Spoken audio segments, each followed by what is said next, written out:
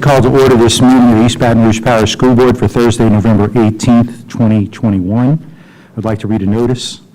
The public will be allowed to attend at a reduced rate of 75% capacity of the Professional Development Center meeting room space. Once the capacity has been reached, admission into the meeting space will be closed. All audience members are required to wear a mask at all times. Masks will be available upon request. The regular meeting scheduled for November 18, 2021 at 5 p.m. will be streamed live via YouTube. A link to watch the meeting can be found on board docs located on the school board's website. A period for written public comment will be provided before the meeting as well as before each action is taken by the board on an action item. Individuals wishing to make public comment about any of the posted action items will need to click on the agenda item in board docs and submit via the highlighted public comment hyperlink on the agenda item details. Online comments are available for public review.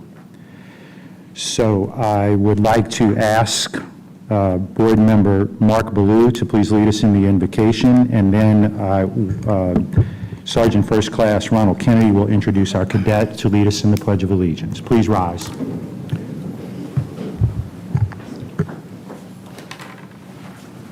Heavenly Father, we are grateful for the opportunity to come together in service of our community. During our discussions this evening, we ask that you help us to focus on maintaining an outward mindset and consider the needs of others. We ask these things in your name. Amen. Amen. Amen. Sergeant Kennedy. Good evening, President, Mr. Tateman, school board members, Dr. Narcisse, citizens and friends of East Baton Rouge Parish. I am Sergeant First Class retired Ronald Kennedy, an Army instructor at Schuylerville Magnet High School. I have the pleasure of serving under the awesome leadership of Mr. Paul Jackson, principal of Schuylerville Magnet High School. We are Scotland strong, Vail proud. It is my distinct pleasure to introduce you one of our program's top second-year cadets. She is the daughter of Mr. Clifton Jack, Miss Alicia Davis of Baton Rouge, Louisiana. In Jersey, she serves as the Battalion S3. Her duties and responsibilities are training and operations. She's a member of the Jersey Color Guard, Cadet Challenge Fitness Teams. She's a member of the volleyball team at Schuylerville High School, the track team, 800-meter relay, 4x8 relay, the 4x4 relay team, where she has earned All-American honors in the 400 hurdles. She has maintained a 3.5 GPA or higher while she's at Schuylerville Magnet High School. She believes personal courage is the most important of her 7 Army values because it encourages her to put her fears aside to complete any task that she may be afraid of doing. Many describe her as an open notebook. With that being said, she constantly assesses herself and others' strengths and their weaknesses while also challenging them to improve themselves. This diligent and well-mannered cadet plans are to graduate high school and obtain a scholarship in track and field while pursuing a degree as a forensic investigator. Ladies and gentlemen, it is my great pleasure and pride to introduce you Cadet Second Lieutenant Layden Jack.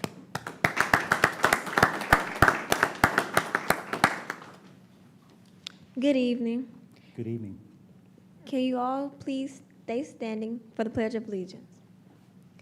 I pledge allegiance to the flag of the United States of America and to the republic for which it stands, one nation, under God, indivisible, with liberty and justice for all. Thank you. Who's got it?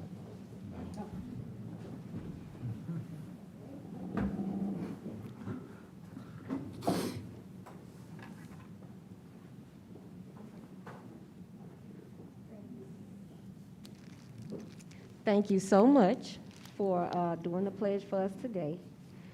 On behalf of the superintendent and the entire board, I'd like to give you this medal.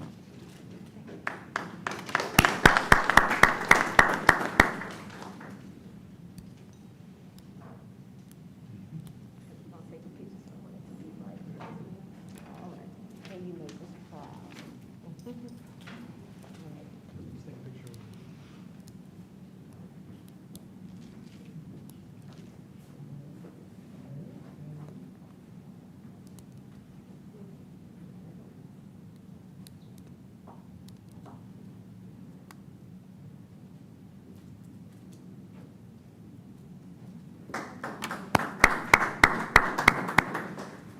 Thank you so much for being here.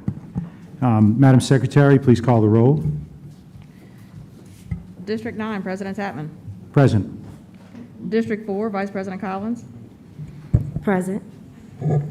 District 1, Mr. Blue. Here. District 2, Mr. Lannis. District 3, Mr. Howard. District 5, Ms. Ware Jackson. Here. District 6, Ms. Dyson. District 7, Mr. Gode. Here. District 8, Ms. Bernard. Present. We have a quorum. We now move to recognition, minutes. C1, approval of the school board minutes of the October 21st, 2021 regular board meeting and the November 4th, 2021 committee of the whole meeting as published in the official journal. Do I have a motion? Moved by Ms. Bernard, seconded by Mr. Gode. Seeing no comments from the board, we go to the audience on the minutes. Any comments on the minutes from the audience? Seeing none, we move back to the board. Madam Secretary, please conduct the vote.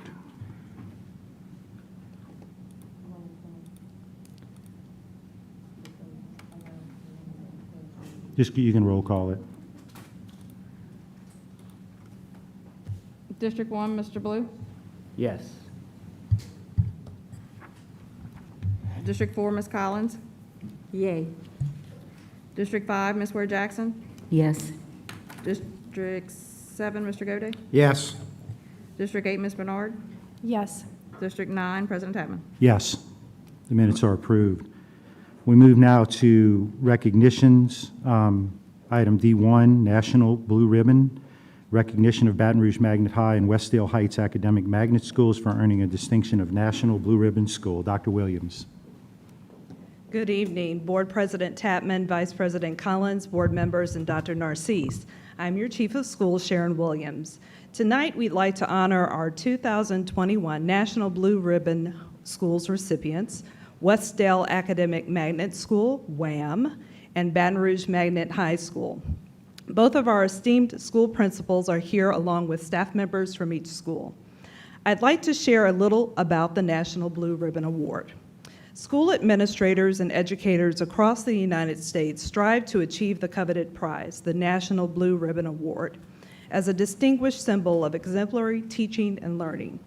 Every year, the U.S. Department of Education acknowledges and celebrates great schools and their unparalleled commitment to propel student achievement. The National Blue Ribbon Schools program distinguishes public and private elementary, middle, and high schools based on their academic excellence or their improvement in closing achievement gaps among students' subgroups. With great appreciation and esteem, the National Blue Ribbon Schools program has granted more than 10,000 awards to over 9,000 schools.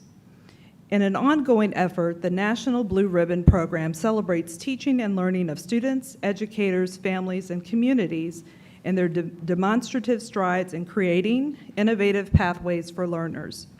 Now I'd like to introduce you to our proud principals before they are invited to say a few words on behalf of their schools. They are supported by our Executive Director for School Leadership, Crystal Aguilar-Sylvain.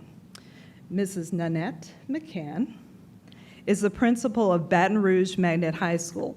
She has served as the leader of this school for the past 20 years and has earned numerous awards, local, state, and national, including National Magnet Principal of the Year and Louisiana State Principal of the Year. The legacy of excellence continues as her school is being awarded a National Blue Ribbon School of Excellence for the second time. Congratulations, Mrs. McCann and the Baton Rouge High family. Mrs. Alicia Kavanaugh is the proud principal of Westdale Heights Academic Magnet School, affectionately known as WAM. Students are encouraged to be thinkers, problem solvers, and environmental ambassadors.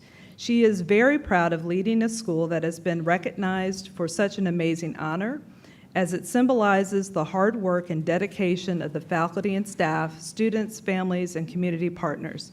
Congratulations, Mrs. Kavanaugh and the entire Westdale Heights Academic Magnet School family for being a National Blue Ribbon School of Excellence for the second time.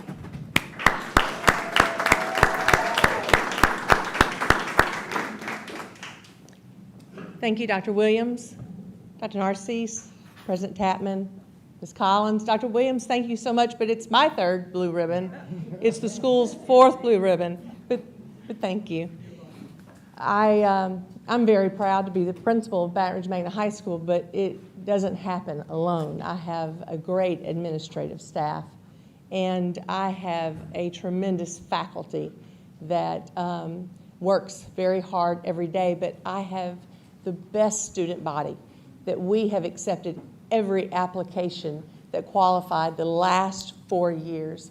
So the deadline's December the 3rd, so if you want to apply, make sure you do. I want to thank you for recognizing us, because once the LDOE nominates you, that's just the beginning. You have to do a lengthy application. Dr. Narcisse has to approve it, and then we have to talk about how we handled the COVID-19 situation. So I want to thank you so much. Your support, Dr. Narcisse, your support means so much to our faculty, staff, our student body, and we appreciate all that you do for us. And Ms. Aguilar, Mr. James, and Teresa Porter, I want to thank them for all that you do for us. And Evelyn Ware Jackson, thank you for coming. And Dr. Robinson, thank you for coming to our celebration. Good evening, everyone. We are so honored to be here. Thank you so much. I want to give a shout out to our wonderful students at WHAM. They are hardworking, our wonderful teachers. Thank you, teachers, for all that you do each and every day. Our staff members, our parents, and our wonderful families. We just appreciate all that you do, your continuous support and dedication. So thank you, students, and thank you, teachers. Vice President Collins. Well, I just want to say, of course, as all of our colleagues, all of my colleagues on the board are very proud of you all on your multiple National Blue Ribbon wins.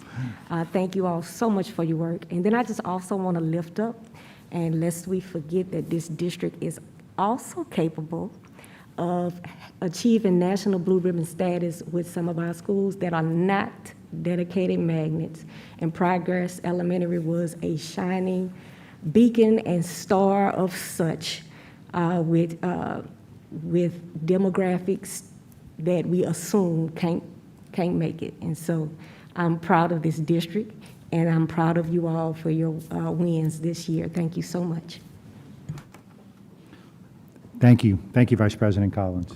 Mrs. Kavanaugh and Mrs. McCann, on behalf of the school board and our superintendent, I want to give you the school board member and superintendent medals. It's such an honor. You are such awesome principals. Thank you very Thank you much. so much for all the service you do. Thank you.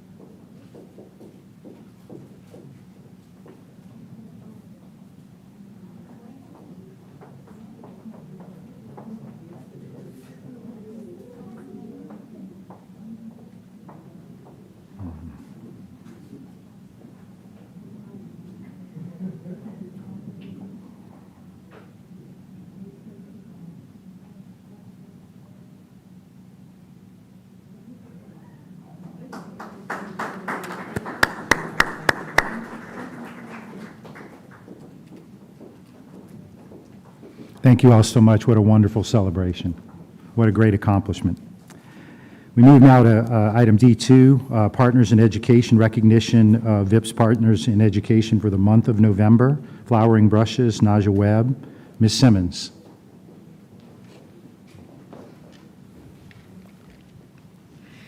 Good evening. How's evening. everyone doing? Hi. My name is Kaya Simmons. I'm the Volunteer and Community Partners Director for VIPS, Volunteers in Public Schools. First of all, I'd like to thank Ms. Collins for making sure that we have a seat at the table at your efforts to connect with the faith-based community with public schools. We really value that and appreciate that. VIPS is proud to serve as the bridge between the community and our public schools. We enjoy answering the call from our school leaders who need help and matching them with those community entities that want to be involved in public education. For example, just this week, we got a couple of calls for interpreters to assist with translating at parent-teacher conferences. So we were able to provide Swahili and Vietnamese translators, and we are always available to connect resources to our public schools. This evening, we are proud to present yet another outstanding community partner. Today, we have Naja Webb with Flowing Brushes. Naja is so committed to our public schools and partnering with VIPS that she has an organization. It's an art-based organization, and she partners with 2 schools per week, Forest Heights Academy of Excellence and Glen Oaks Park Elementary. And she does art activities with the students and incorporates social-emotional learning because she has a psychology background. I'll let her tell you a little bit more about her background. And she also has plant-based paint that she uses and teaches the students how to do that. And we also have Principal Bernard Williams here, who will speak on his behalf about his experience about Naja with Flowing Brushes at his school, Glen Oaks Park Elementary. Naja. Hi, how's everyone doing today? Hello. Well, once again, I am Naja. I am the founder and director of the nonprofit organization Flowing Brushes. Flowing Brushes, we were founded with the mission to advocate the connection between the arts and mental health. Growing up, well, I did go to public schools growing up, of course. I was fortunate to be able to attend McKinley Middle Academic Magnet School and McKinley Senior High School, and as well as Zachary High School. So my artistic background, I have a lot of experience with art, and I give a lot of credit to art when it comes to my success and how I handle certain situations.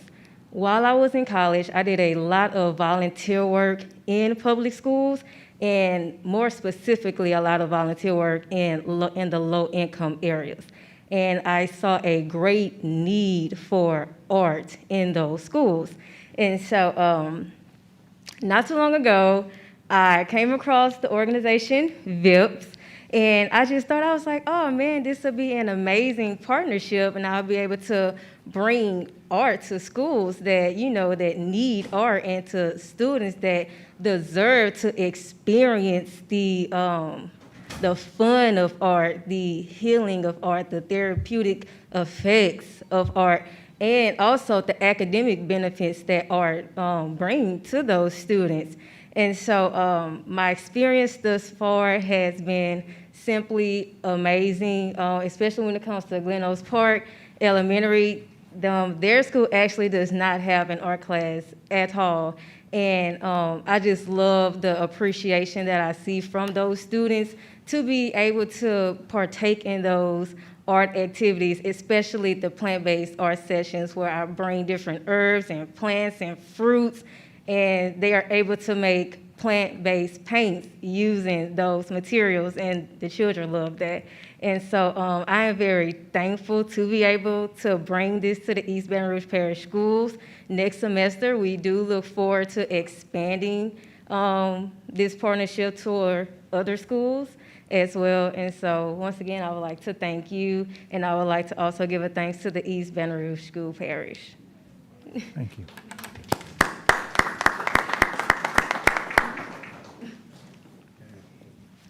I just want to say thank you, VIPS, for allowing a partnership to develop. We did have an art teacher at one point, but we don't have one now, so our kids look forward to art. And we took social emotional learning to the next level because our kids need to be able to experience the hands-on part, not just the videos and not just the talk, but being able to have something that they can be tangible. And it's really, really a great partnership, and I want to say thank you for all the work that you do. And on behalf behalf of the school board and our superintendent, we would like to present you this medal because what you're doing is so wonderful in the arts. You made me excited just listening to you, so I can imagine what the kids are. So thank you very much for what you're doing. Our kids really need it and enjoy it. Thank you so much. Thank you.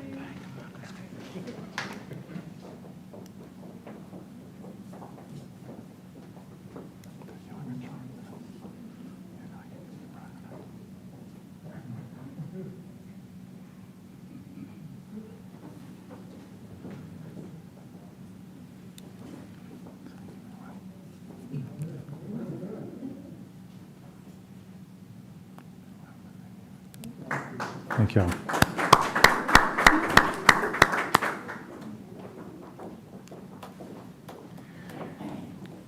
We move now to item D3, recognition of the recipients of the Exchange Club of Baton Rouge Adopt a Teacher Grant Awards. Ms. Hall.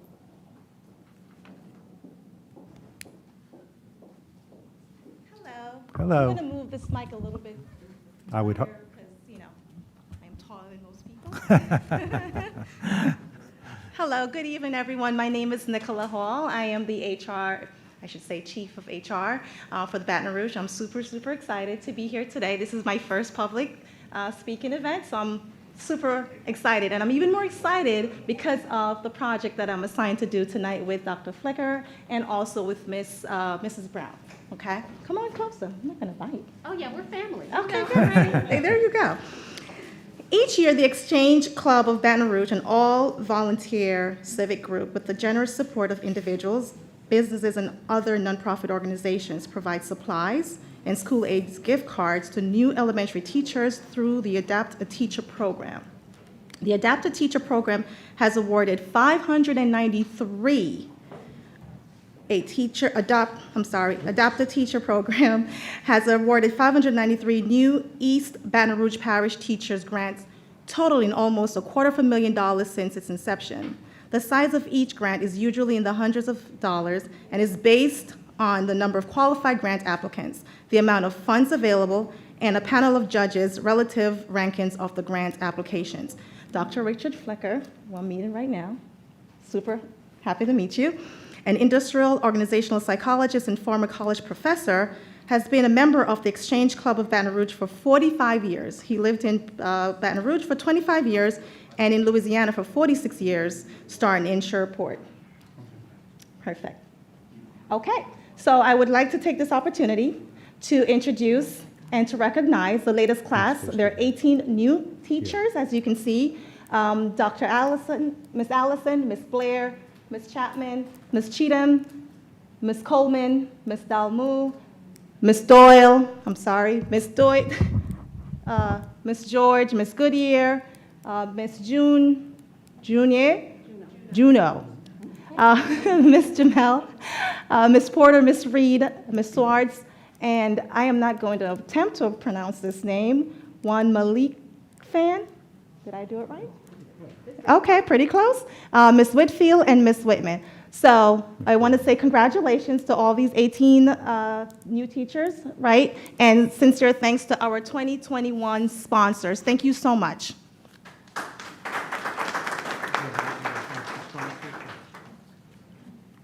So we want to recognize the business sponsors, School Aids, the Neighbors Federal Credit Union, Capital One Bank, Louisiana Lottery Corporation, the Parker's Pharmacy, Giraffic Prince LLC, and Louisiana Companies.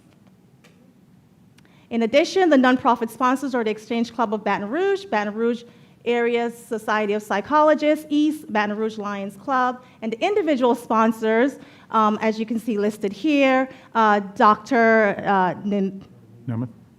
Nemeth, Dr. Flicker, Lillian and John Grossley, John and Bruce Hammett, Nadine and Scott Cooper, Dr. Christine Angelos, and Dr. Claire Advocat.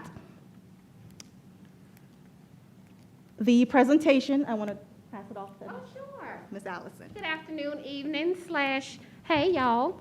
All right, so I will be brief. These teachers enjoyed an amazing day at School Aids where the presentations were given to them as far as the grants to have all of those amazing supplies at School Aids. So Saturday, October 13th was an amazing day, as you can see. Wished I was in the picture, but that's okay. All right, and then a few members of the Exchange Club of Baton Rouge at School Aids. Thanks. Oh, this is cool. Okay. At School Aids for grant presentations on this day as well. Those are the representatives from the Exchange Club, Ms. Downing and the others. All righty, and we did announce the teachers, and if you don't mind, I can click through them quickly. Again, Ms. Carly Dole, Phyllis Allison, Lori Blair, Brandy Chapman, Jessica Cheatman. All of these are elementary teachers. Bria Coleman, Christina Dalmu, Rachel Duet, Jessica Jones-George, Kayla Goodyear, Megan Juneau, Joni Lamel, and Lori Porter. These are some nice pictures. Nice, Nancy Reed, Allison Schwartz, Shanna Karn, Miss Chania. Okay, congratulations, Miss Chania, Miss Nadia Whitfield, also Kurt Whitman. And again, congratulations to these teachers. We are so honored that Dr. Flicker and the Exchange Club supports these teachers at the beginning of their career. So thank you again to all of you, and to Dr. Flicker. We appreciate you so much. There's also a medal in it for you. I didn't get one, but you're getting one, Dr. Flicker, so thank you so much for your support every year. Thank you so much. And those sponsors, if you saw the list, several of them have been with the program almost since the beginning, 24 years, 23 years. Parker's Pharmacy, this was their first year, and they made a sizable donation.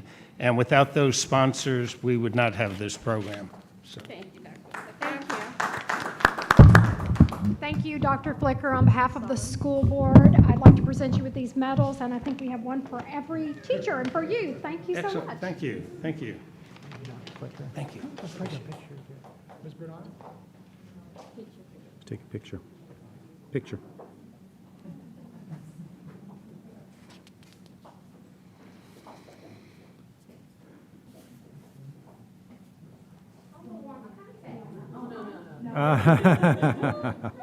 My God.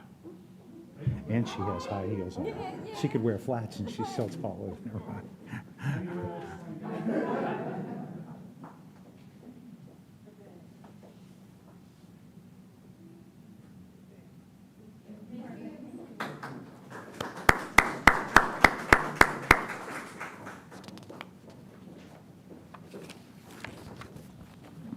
Thank you so much for the great work the Exchange Club does, and we look forward to seeing you back here again next year.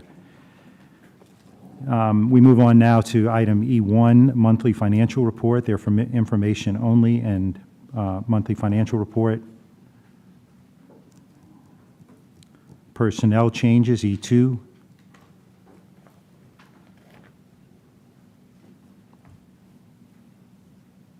We move to item F, an update from the superintendent, Dr. Narcisse. Thank you, President Tapman. First, I just wanted to say to all East Baton Rouge Parish schools, we will be closed next week in observance of the Thanksgiving holiday. We are so grateful for all of our students, families, and staff, and we hope that everyone enjoys this much, much deserved rest. Let's give our faculty and staff a hand for at least getting through the first semester.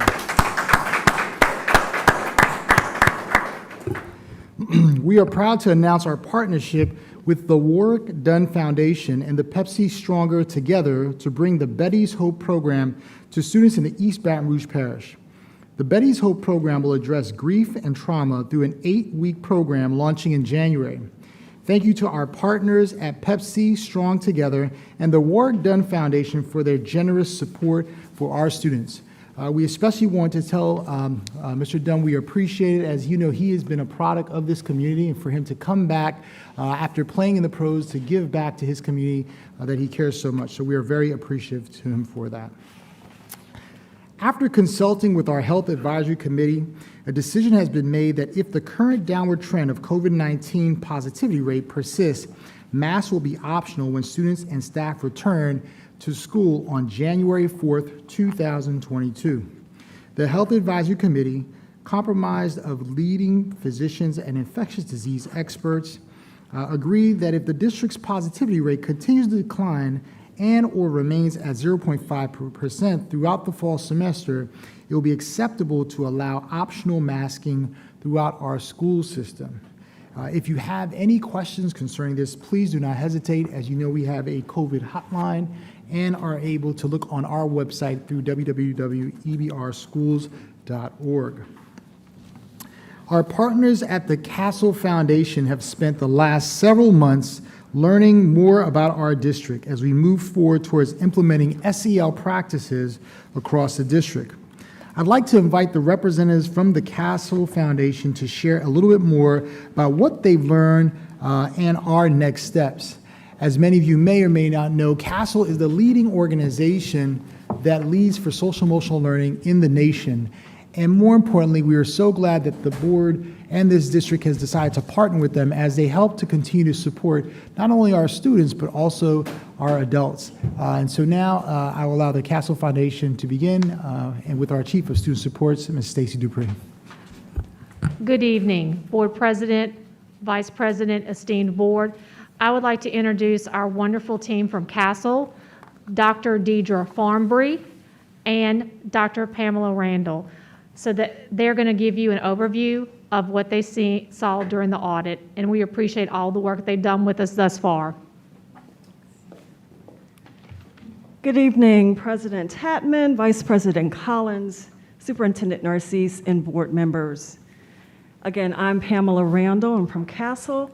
Before we get into our report, I'd like to give you a little bit of background about Castle. Castle is the Collaborative for Academic, Social, and Emotional Learning. We're headquartered in Chicago. We are the national leader in terms of the SEL work that's been happening for 27 years. We drive the field forward by partnering with researchers, practitioners, and policymakers to define, support, and implement high-quality SEL and evidence-based programming.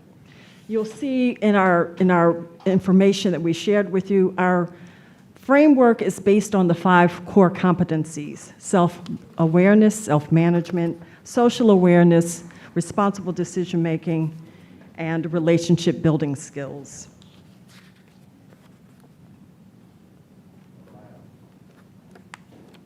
We are currently partnering with 20+ school districts around the country, and we've been doing this work for the past 10 years.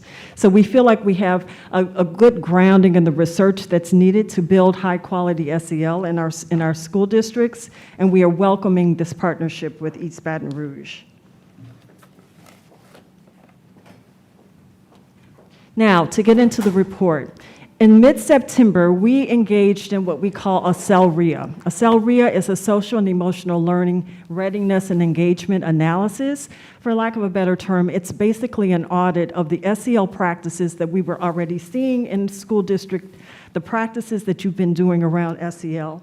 And now I'm going to share with you some of the strengths that we noticed during our interviews with stakeholders like principals and teachers, students, central office administrators, and a variety of stakeholders across the school district. The first strength that we noticed was that there was high enthusiasm and strong support for SEL in the parish, in the school system. We also noticed that you've already approved a strategic plan with the 4 cornerstones, and we see definite alignment between the 4 cornerstones and the SEL practices and research that we advocate. There's also a strong history of SEL programming that has been happening in the district that's being implemented currently throughout the school system. And there are also existing structures and roles, systems that are already in place that well positions the district to continue the SEL at a high quality level. We also were very impressed with your accountability department. There are already data systems that are in place that will align nicely to show the progress that is happening in the district and to also forge a plan forward to increase and advance SEL system-wide. And we also noticed that there are strong community partnerships that are already in place that, again, will align nicely with the work that you're hoping to do in the coming years. Now I'm going to turn it over to my colleague, Deidre Farmbry.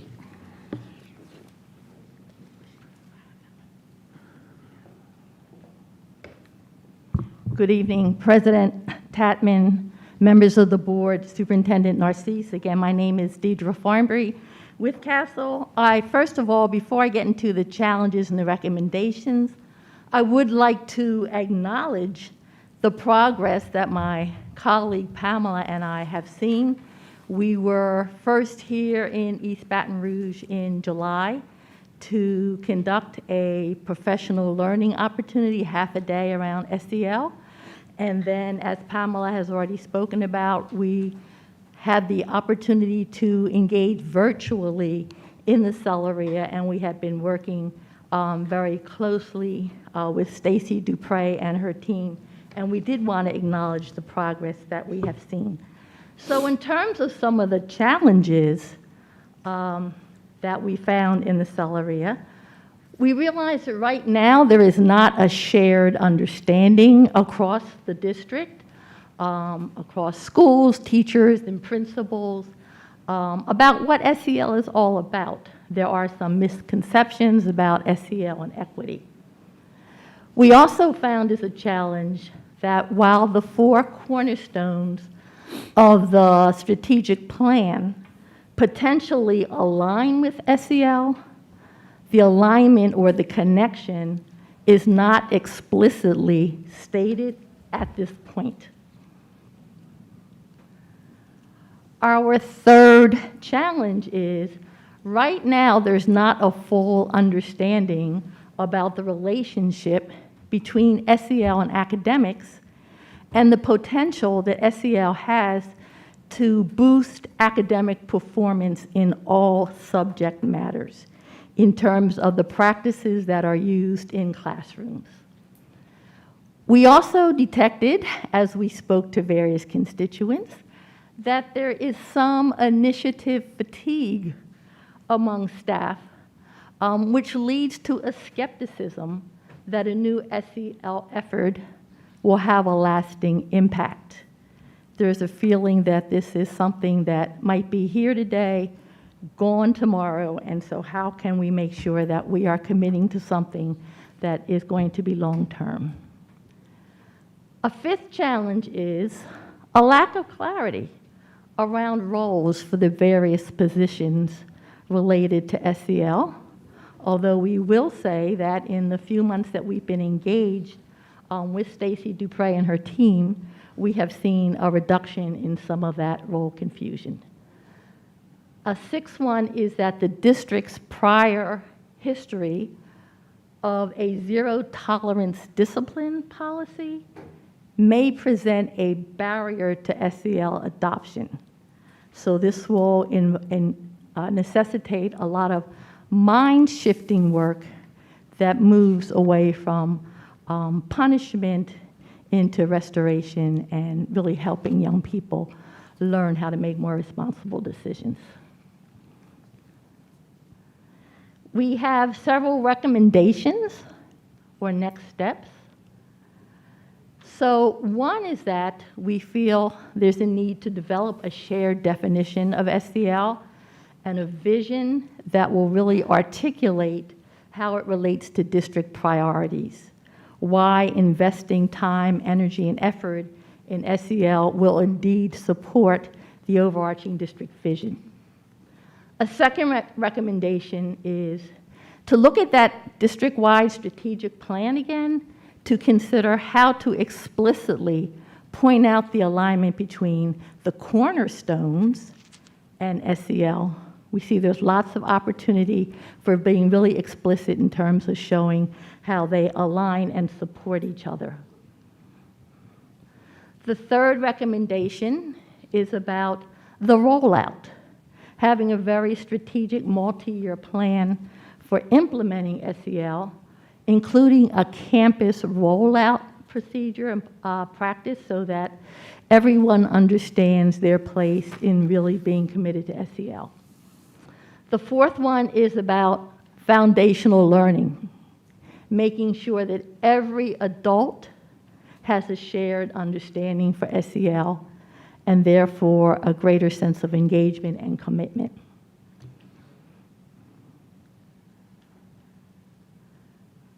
A fifth recommendation is really developing and deepening the support for school counselors, the eye care specialists, and the SEL specialists so they can confidently move the work forward with school leaders. So how do we really make sure that we are lifting up their capacity to be the best advocates for SEL as they possibly can be, and to work in a collaborative fashion? And there's already been great strides made in that area. The sixth recommendation is to promote an understanding of the connection between academics and SEL, and provide for more systemic integration of SEL into academic instruction, so that people will think not only in terms of maybe a program that's supporting SEL, but also in terms of SEL practices that can be incorporated all day, every day, in every single academic content area. And the seventh recommendation is to collaborate with the accountability department to develop a strategy for measuring SEL implementation and its impact. In our interviews with the accountability department, they already have a very solid understanding of the connections between SEL and academics, and also to make the KPI targeted and quantifiable under your student achievement area, where you discuss SEL focusing on how many schools and how many practices, and making sure that the board and the superintendent really use the KPI as measures of where we are and where we need to go and what the trajectory should be. So that concludes our presentation. Is there any time for discussion or questions? Yes, ma'am. Thank you very much for that presentation. Ms. Dyson. Thank you for that. On your last slide, you indicated to determine how many schools or which schools. Do we have some idea, does this mean it's not going to be implemented district-wide all at once? I would say that decision is still being made. We've been in districts where there's been an all-school district-wide approach. But I'll say transparently, most of our districts tend to do a rollout, a gradual rollout of cadres or cohorts over the years. And so it would really be the decision of the superintendent and Stacy Dupree's team to make that decision. Okay, thank you. Do you want me to address that? Yes, please. Thank you. We have rolled out 3 basic areas in our SEL program to every school in the district. So when we are talking about the number of schools and the number of areas, that's the number of schools that are implementing additional areas. There are 10 areas that we look at for SEL, and it's more than just the curriculum. It's the culture and other things that happen on campus. So we want the district in each school to include more and more aspects of SEL, not just the curriculum. So we want a percentage of schools or number of schools doing 3 or more within so many years. So the principal has some autonomy on when and how fast, but you said 3 of the... That's just an example. So let me help answer that question. Board Member Dyson, currently right now, schools are varied in terms of practices. And so the strategy that the team is recommending is that to make sure that we can have them focus on a few practices so they can do it really well. So a principal may have, let's just say, for example, a school leader, based on the assessment their team does, say that this particular practice they're doing well, right? So they don't have to stay focused on that. They may add it on another additional practice that the system is working to do well. The challenge, as you saw in the recommendation, is that schools are not doing all these practices well, and at some point there's some mistranslation even within schools around SEL. And so the goal would be to make sure that as a district, we would say, we're focusing on these 3 practices, and maybe the school leader would say, hey, we want to start with this practice first, because it's better for our teachers to be able to receive that first. But the goal for us would say, you could pick any of these 3 practices, but these are the 3 that we're focusing on over a period of time. Because our goal is for them to do really well over time within those practices, so that can be a part of the school process moving forward. Well, so in my other life, I am very involved with an understanding of restorative practices and all of those kinds of things. But at the same time, the hat I wear now is also very concerned about an over-tolerance for negative behavior and what that's doing to the rest of the students in the classroom and not protecting the learning environment in the classroom. And so I've seen and I've had discussions with the superintendent about making sure that we are still allowing principals the autonomy that our policy that says for this incident, with their knowledge of other factors, they get to decide if it's going to be an out-of-school suspension, if it can be anywhere between 1 to 10 days, and still allowing that principal to decide. Because what's happening, from what I understand, and maybe it's some of this misinformation about what this is supposed to be or how it's supposed to be implemented, but what I'm hearing from across the district is that if they have to limit to 3 without further approval over them, then it's just like the child isn't out long enough to have that whatever was festering calm down. And so they go and they continue it in the parking lots of wherever, apartments, streets, whatever.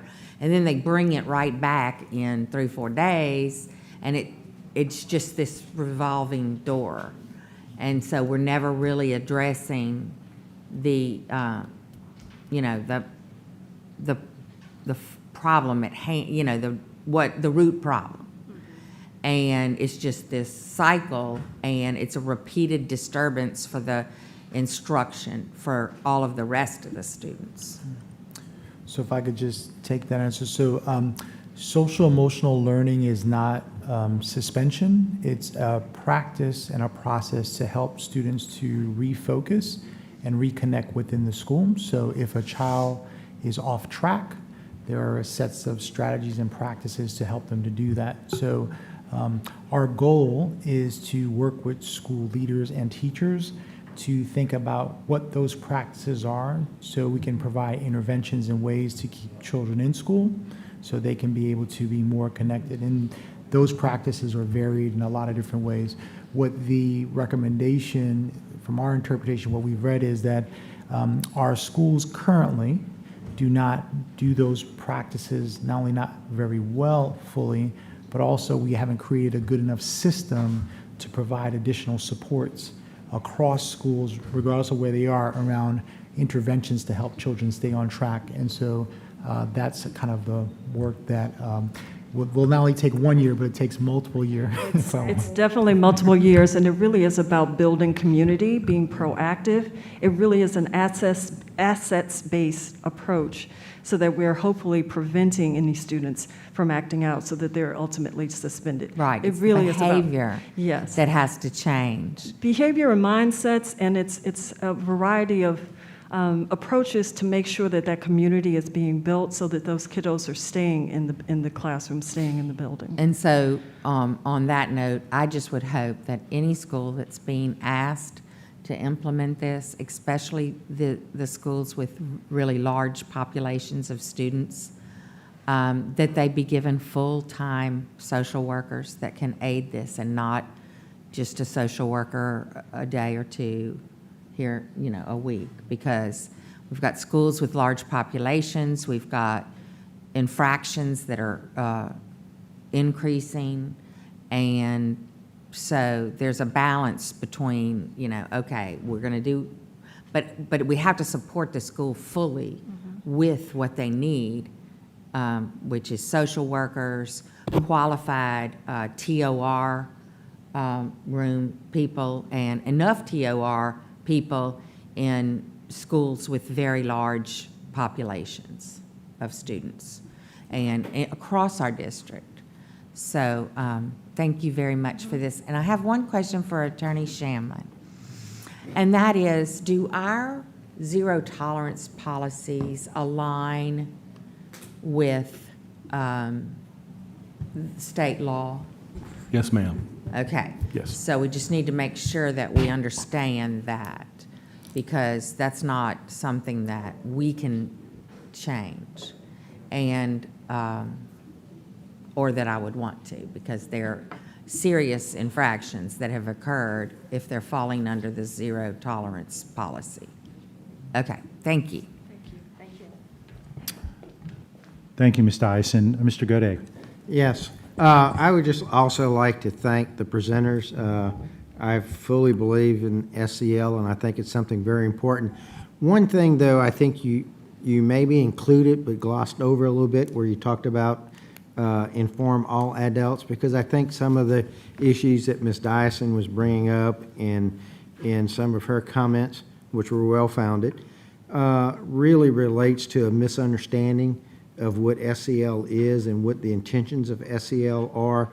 And people relate SEL with loose discipline, and that's not a correct relationship.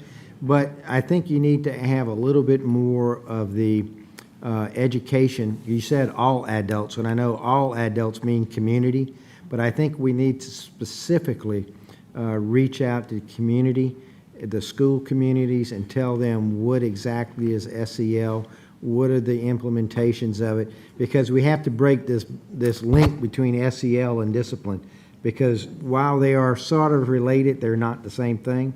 And I don't think that many people who are not exposed to SEL really understand that they are related but not linked.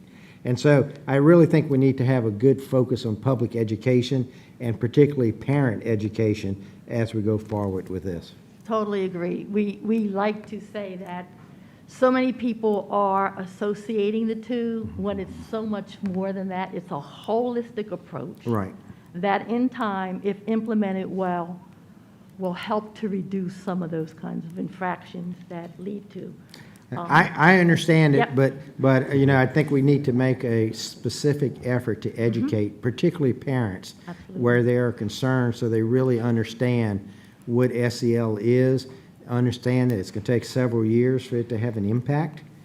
And it's does have I was associated with a school that put a lot of effort into it, and it took them 3 years to really get there, but their academics shot through the roof. Absolutely. Because of that, because if a child is having difficulty outside the classroom, generally that brings it into the classroom in a behavior mode. And so I fully understand it, but we need to educate the public, and particularly the parents, that SEL does not mean no discipline. We really need to get that done. So thank you very much for your presentation. Strongly supported. And I think you have one more. No, that's it. I thank you all for your presentation. Dr. Narcisse. Thank you, President Tapman. That is my report. Thank you. We move now to item G1, board appointees to community agencies and committees. Any board members wish to report anything? Seeing none, we'll move to I, the consent agenda. Ms. Ware-Jackson. Mr. President? Oh, yes, sir. Sorry, I was in the queue. Oh, I'm sorry, I didn't see you. Mr. That's okay. Lyons. Yes, sir. I'd like to make a motion before we go into the consent agenda to move unfinished business. Okay. To which item in unfinished business? After G, for reports for appointees in committees and agencies. I'm sorry. Broadmoor Middle School site, charter school contracts, extensions and reapportionment and redistricting consultant. Is there a second to that motion? Can I offer a friendly? Right. Can we, because we are aware that can we do H3 in particular. 1 second, I'm sorry, Madam Vice President. So H3 is reapportionment? Is that what you were saying in unfinished business? Mm-hmm. Instead of Broadmoor to charter contracts and, yes. Okay, No, I'm not against it. okay. I only suggested that because I understand that the reapportionment is going to be a really hot topic, and I wanted us to try to focus on those student-based initiatives or items first. So I'm not against that, but that's the reason why I asked for us to move it up. So give me your motion again, Mr. Lannis. I'm sorry? Just tell me your motion again. The motion is to move up items 1, 2, and 3 under unfinished business before we go into the consent agenda. Okay, is there a second to that motion? So, we have a motion and a second. Mr.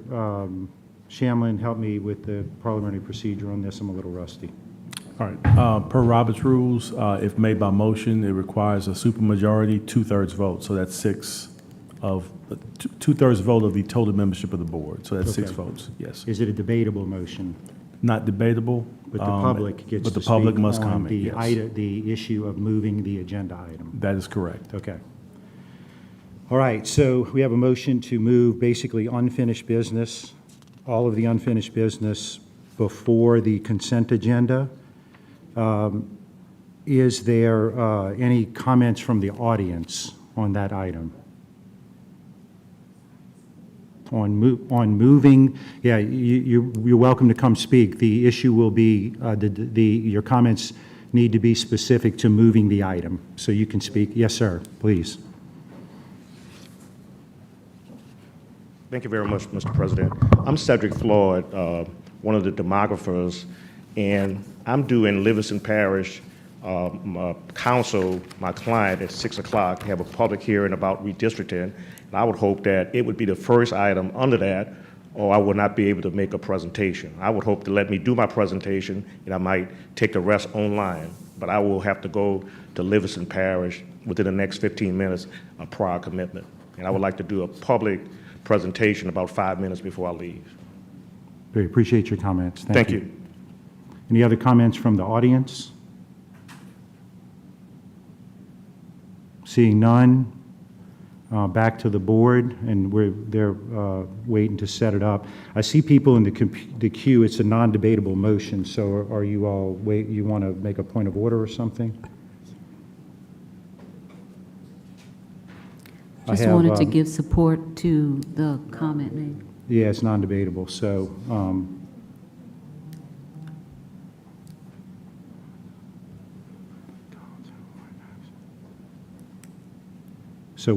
okay. So Matt, we're voting on whether to move I have a unfinished business question. before, I'm sorry, point of order? Yes. You were going to state what we're voting on. I didn't understand. We're moving all 3 items of unfinished business No, so to the top? so I'm going to restate it. I was going to, and I did. Thank you. That's all I need. Plan to do that. What I believe the motion says is that it would move unfinished business to now, before the consent agenda. Is that correct? Yeah. Okay, so the vote will be on that motion. Madam Secretary, please open the machines. Please vote.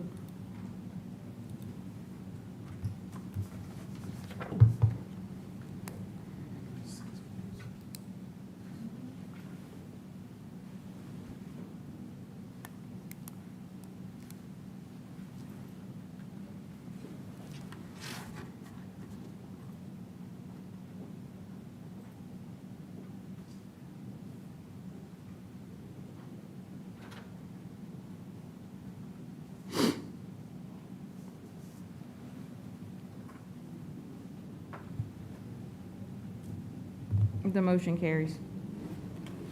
Okay, so we go now to unfinished business.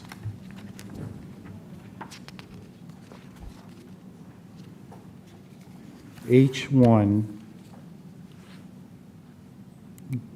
consideration of a request for the approval of the reopening of the former Broadmoor Middle School site as a conservatory school serving students grades 6 through 12, strategic alignment, student achievement. Dr. Narcisse?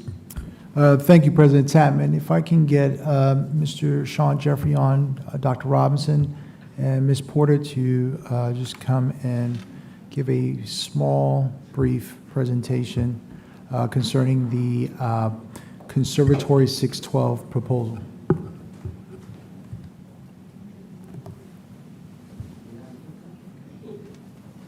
Good afternoon, President Tapman, Madam President Collins, and board members. We are excited to come today with the proposal of Broadmoor Middle Site being the new historic Fine Arts Center for students 6 through 12 in Baton Rouge. I got the click, I forgot. Okay. Our vision is to develop innovative and specialized programs to meet the needs of our community. And that's very important to us. And we have a rich, vibrant community, arts community, who's looking for programming for kids who are students who are truly arts students. We have a lot of kids in our parish where we have untapped potential, particularly for those who are true arts students, because of not the lack of programming, but the need for more programming to meet the needs of those particular students. Since we've been working on this, and I don't think this clicker likes me. Since we've been working on this, we've had an advisory committee from people across the city. And all of these individuals have been a part of our planning for this actual conservatory. We've actually been doing this since maybe August, having the thoughts going, having our community forums, listening to parents, finding their ideas, what those things that those students are looking for, as well as those parents. And we use this advisory committee to actually be a joint effort for us to actually see how they can contribute and how we can benefit from them with a conservatory. As you see here, these are the individuals from major arts organizations throughout Baton Rouge, as well as philanthropic, civic and social clubs who truly have a center on the arts. And all of these people on this list have been extraordinarily helpful to us in making sure that we are doing everything that we need to do to meet the needs of kids, as well as meet the needs of artists in the city of Baton Rouge. The model itself is for us to bring partnerships, a conservatory instruction design, and which is also a dedicated magnet, and learning through the arts. The model is focusing on all of these things. There is a difference for parents who understand what talented as well as a conservatory experience is. Some talented students have these talents that they would actually just like to, I guess, mold and make them a part of their actual academic curriculum. Our conservatory model is a little bit different. It's for those students who will be truly talented, well, those truly talented kids who have those experiences and want them for the rest of their lives. It will truly be a conservatory that prioritizes the skill-based learning in a talent, and that will lead the instruction which will come with it. And I'm going to turn the next slide to Mrs. Porter. Just before you go, I should have gotten a motion. Do I have a motion on this item? Moved by Mr. Gode, seconded by Mr. Lannis. And I will, if Mr. Baloo would like to make a motion. No, motion's been made. How do you think? Okay. Sorry about this. No.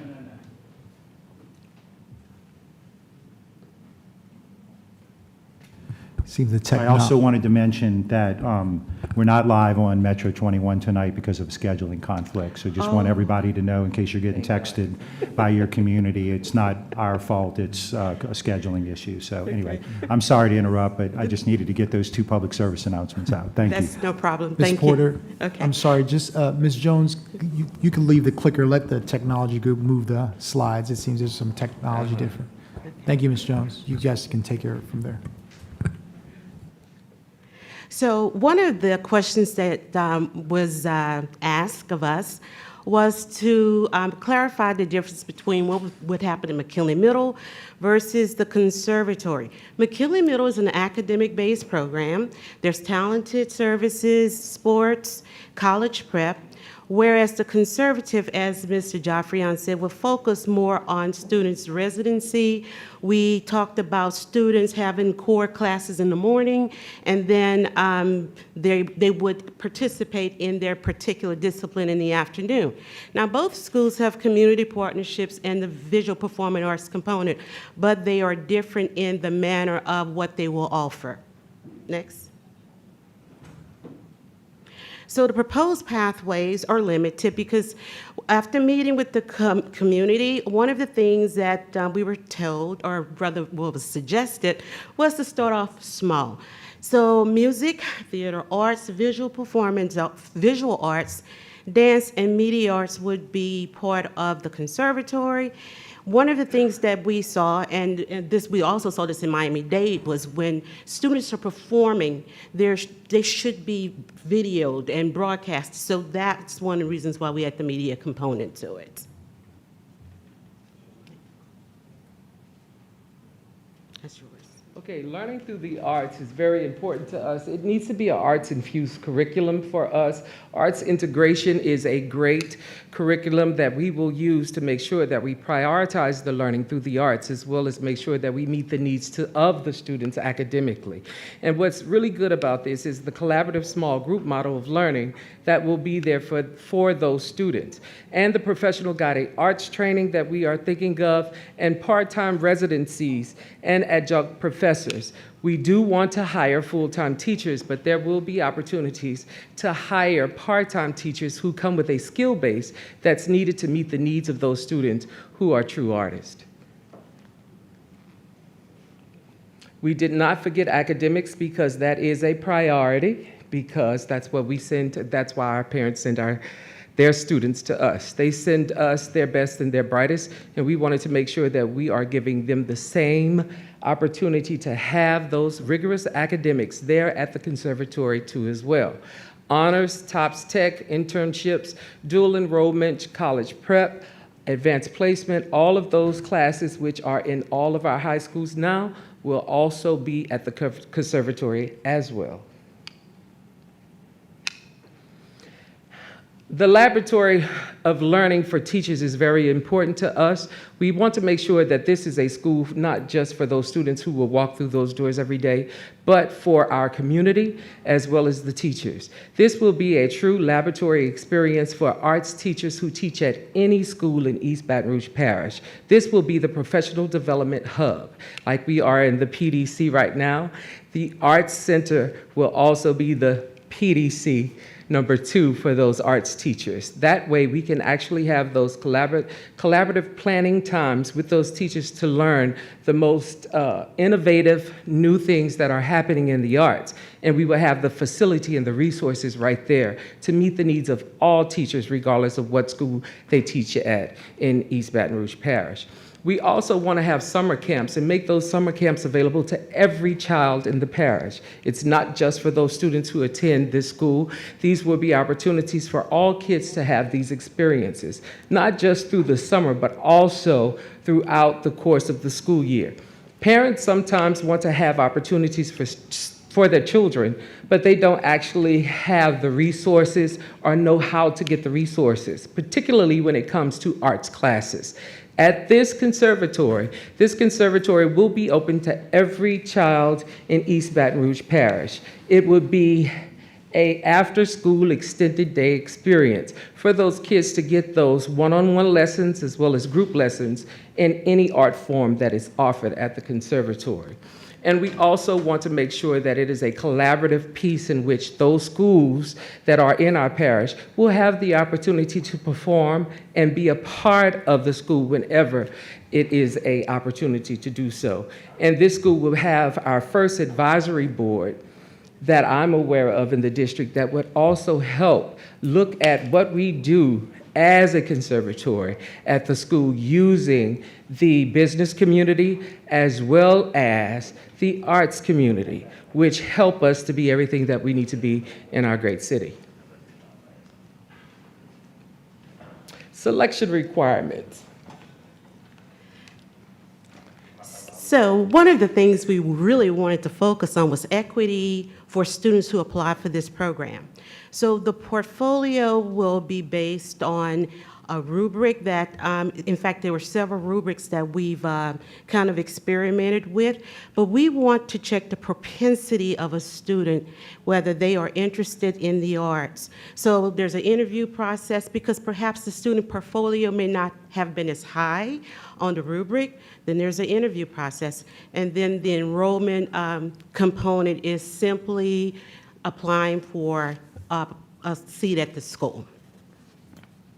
For grades, one of the things that we talked about previously was the number. Well, after having discussion with Judith, the CSRS, the numbers for each grade level will be no more than 65 to 70 students. So the school, because they will have a number of specialized areas, the enrollment number will be pretty small. Oh, and I should also add, there's no academic requirement if I didn't make that clear earlier. Okay. So the return on the investment is truly meaningful to our district as well as to our city. The specialized programming here would be evident that we don't have. The closest place where students can actually get this type of educational growth would be, I would say, New Orleans, which would be something such as NOCA, or private institutions or private schools who have this. Now we actually have the opportunity to create attractive and innovative choice options for our students, particularly for kids in the arts that sometimes are left out because of other priorities. Not to say it's not a priority. The recruitment and cultivate professional artists in the talent pipeline is very essential to us. We want to keep our talent here. We want them to invest into our city and invest into our future, which is those kids who are coming up who are truly talented. And they have so much to learn from others as well as to give back to the city. And the collaborative partnerships that we will have for this conservatory, bar none, will truly be true collaborative partnerships. Because now we have the opportunity to have the community play a part through the advisory board, be it through artistic means or through our businesses. And the dual enrollment piece, which I'm very excited about and have been talking to Dr. Narcisse about too as well, and looking at the possibilities of students probably leaving this university with associate's degrees in performance pathways, which we are talking to universities now, and one in particular who's truly interested, that is a state university. But I can't tell you the name because I'm still waiting for a yay or nay. Proposed next steps. If this goes through tonight, we are going to solidify the advisory board. The committee members that you've seen have been part of the planning committee, but 9 times out of 10, all of those want to be a part of our true advisory board. The curriculum design is have already started working on that and actually seeing how that will lay out and how the curriculum will look moving forward. Partnership development is there. We have people actually reaching out to us asking if the conservatory is passed, how they can play a role with the conservatory. And now faculty and staff recruitment, that's very important, and that's the next step, making sure that we have the right leadership team there to make sure that that school can grow. Not saying that other individuals that are working in EBR cannot apply. Quite naturally they can. But again, when we talk about seeking our recruitment for staff, that's also for other arts areas in our schools that are in need of teachers too as well. And student recruitment, that would be the big job of Ms. quarter. And we have already started working on that, looking at how that interview and that portfolio as well as audition process would look, and make sure that it is truly, truly, truly equitable to all students in East Baton Rouge Parish. One of my favorite quotes, and we end with this, is Vincent van Gogh. And Vincent van Gogh said, "I dream my painting and then I paint my dream." And that is what we have right now in front of us. You are the art supplier. Now you have the opportunity to give those dreams to those students that actually have those dreams of being everything that they can be being artistically inclined to be everything that they want to be. And I wish I had, again, like I told you at the COW, the opportunity to have a school like this. This would be an amazing opportunity, an historic opportunity for our city to bring the arts and show that the arts are at the forefront of our city.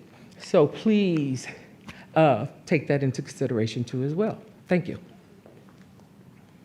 Thank you, Mr. Joffrion.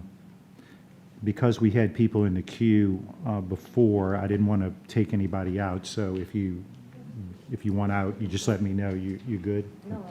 Yes, ma'am. Thank you.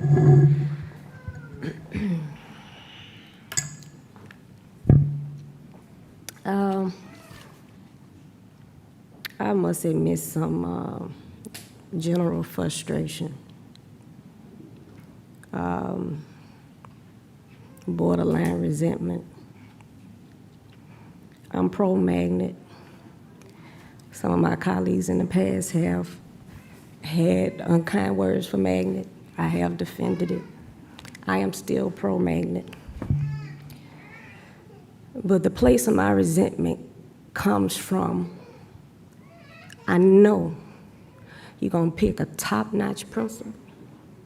I know everything about this brand new dedicated magnet is gonna go above and beyond. And the remaining schools still ain't gonna get what the hell they need. And I'm pissed off and I'm tired of consistently being put in tough voting positions where I know the unintended consequence is going to be more than what we say good is going. It's going to be a perfect little island unto itself, just like Liberty, that was not supposed to be a dedicated magnet with academic requirements, just like Baton Rouge High has long been, just like many others. And so I'm tired and I'm frustrated. And you know what? I'm probably gonna give you my vote, and then I got to sit here and watch this play out. I got to wait for the conversation, for the facilities master plan and all that stuff to go on, because people know that this is gonna be detrimental to schools that do not have dedicated magnets. People know this. And then there's talk about potentially more after this. I'm pissed. I'm pissed and I'm tired because everybody wants this, and I understand. But can we approach things in a way in which we don't hurt those that aren't in that building? I have yet to see a plan where you extensively review what existing programs, magnet and otherwise, we already have that are working and are not working. We just heard Glen Oaks Elementary don't even have an arts teacher. After school program at the conservatory not gonna fix that? It's not. And we ain't gonna do nothing extraordinary above or beyond after this amazing vote to get them no art teacher. We ain't. We pick and choose who the hell we wanna give extraordinary to. Where's the plan? We keep talking about equity and equitable. But then we don't do the heavy lifting and the hard work to make sure that we move forward in a way that ensures equity and does not further drain resources, again, from the rest of the babies. I don't even want to waste my time asking about operational expenses. That's just so basic. A whole brand new school. A whole brand new school. Okay, we might apply for the MSAP grant. Or excuse me, we voted to approve an application for the MSAP grant. That's just for programming, and that's temporary. Well, what about the operational expense of a whole new school? Period. I've asked for that in the doggone presentation. Where's the money? I've asked for that 3, 4, 5 times in private and in public meetings. Where is that? We just gonna pretend like this is free 99?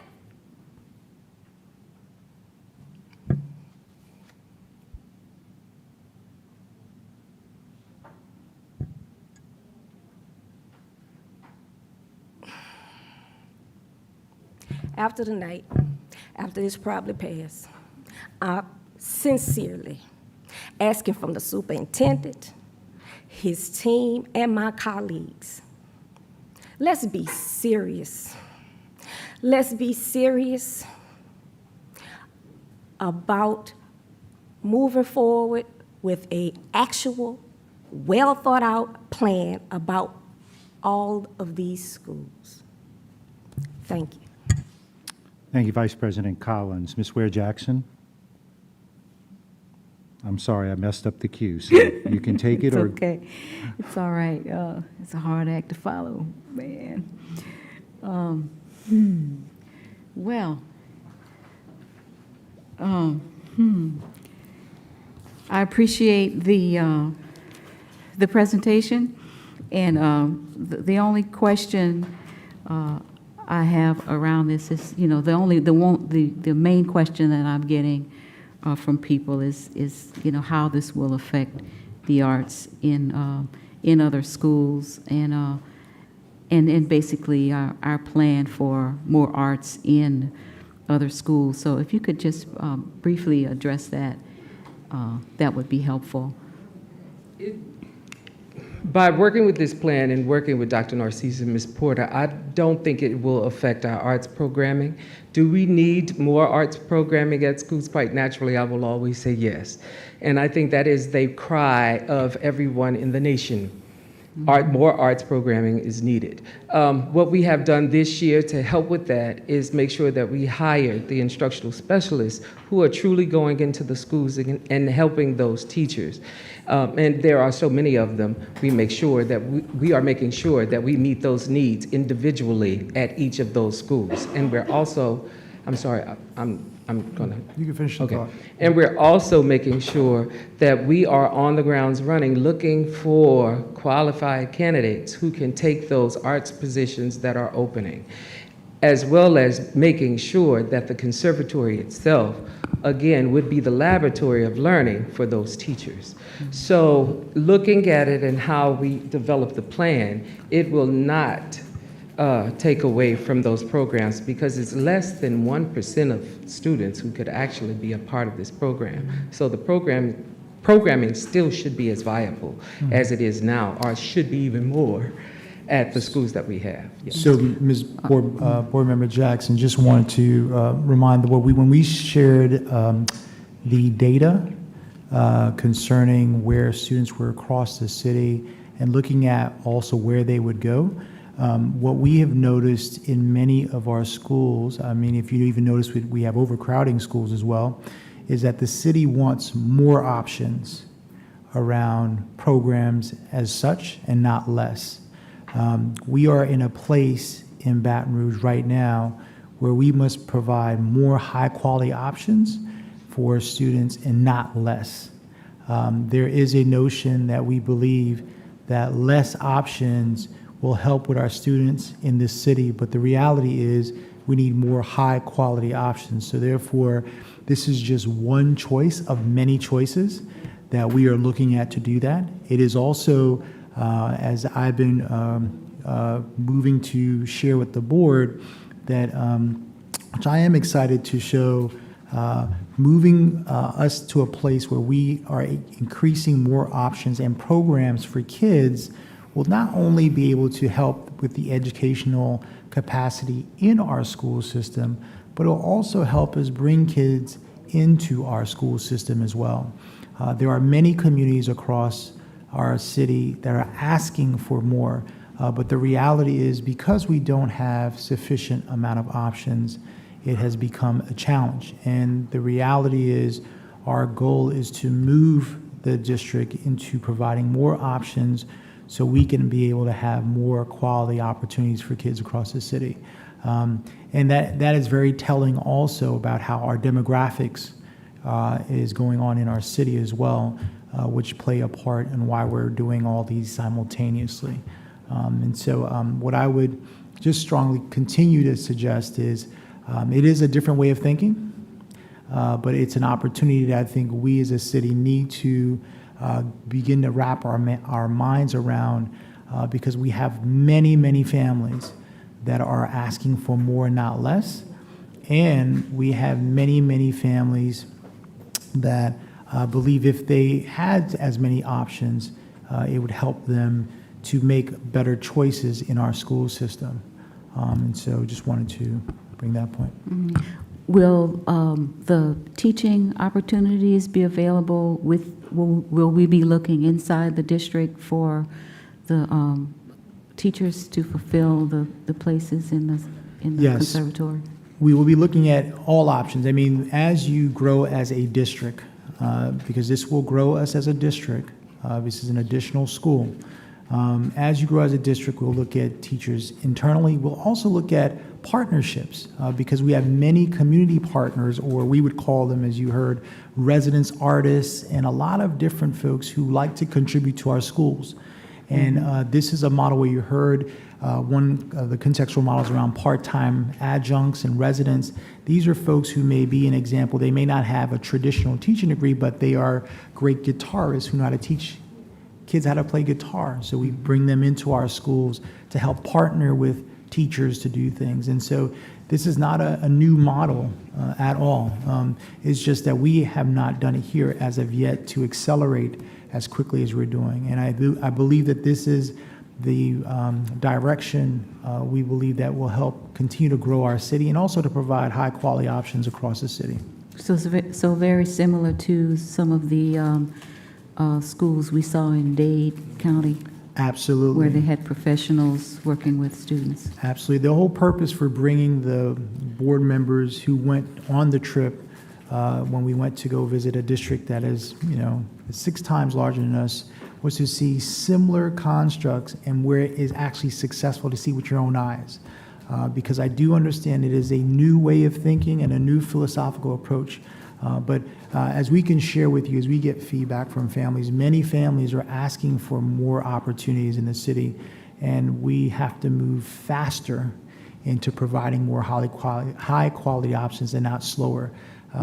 As a previous superintendent shared with me, or even with us in a group, you don't ask an airplane to take off and tell it to slow down on takeoff. You tell it to accelerate to take off.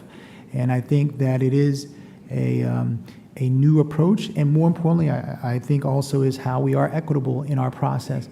But I do think we need to be cautious that we don't think because we raise high standards and we do those things that limits students, but it provides more opportunities to students, which is based on a lot of the conceptual approach of schools. Okay, thank you. Thank you, Ms. Ware-Jackson. Ms. Bernard? I think that was actually on another item, but I Okay, just want thank to you. say Okay. that I'm not going to let good get in the way of great or of perfect. So I think we'll give this a try. Thank you, Ms. Bernard. Ms. Dyson? I just wanted to say that I've got similar feelings, but I'm a big supporter of the arts. My children both went through the talented programs throughout their high school years, and I really understand the connection between academics and arts.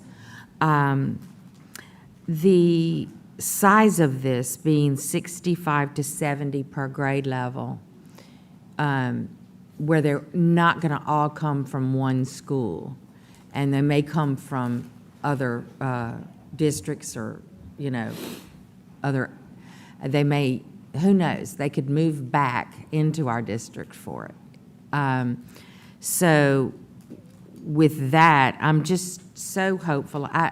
I do know that, just today, a parent called me on a completely different issue, and in the conversation said that the elementary school that her child was attending had been for 3 years without an art teacher and foreign language, because we're so overcrowded in some of our schools, a few of our schools, that you don't actually even have another place. You've taken the teachers' lounges, you've taken all of the things, and you are, really, it is an equity issue because it's so severely overcrowded that you can't have all the ancillaries, and you haven't been given staffing to have all those ancillaries. And so, I'm sure that principal has to decide between, are you going to use that classroom for pre-K, or are you going to use it for an art teacher, and that kind of thing. And it's a lot that plays into this. I know, because I've been very supportive of our partnerships that we've recently confirmed and approved, but unfortunately, those partnerships, and I could sit here and name a few that bring wonderful things to some of the schools, but they don't come out everywhere. They don't get there. And so, not even for after-school stuff, even if the principal is begging for it. So we just got to get right in making sure that all of the schools, the traditional schools, get excellent teachers in ancillaries and arts and foreign languages and all of that at all of our schools.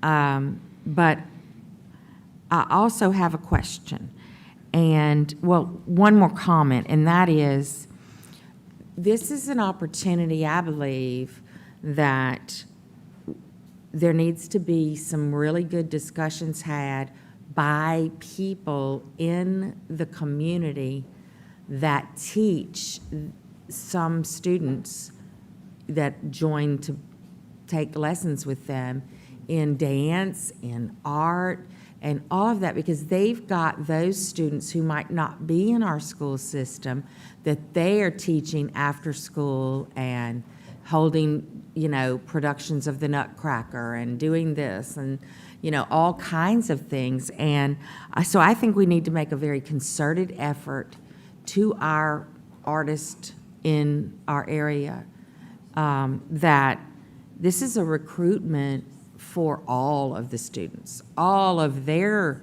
students. And I want us to be able to really meet with them and show them how this program's going to work so that we can work in collaboration with them, with these students. So that's, and then I have a question, because in your PowerPoint, you mentioned, and there was a bullet for TOPS Tech, but you specified TOPS Tech and not just TOPS. So tech is not as high a GPA, it's not as much dollars that goes to the child, it's a lower dollar amount to pay for. And so and it doesn't get you into the flagship university or anything like that.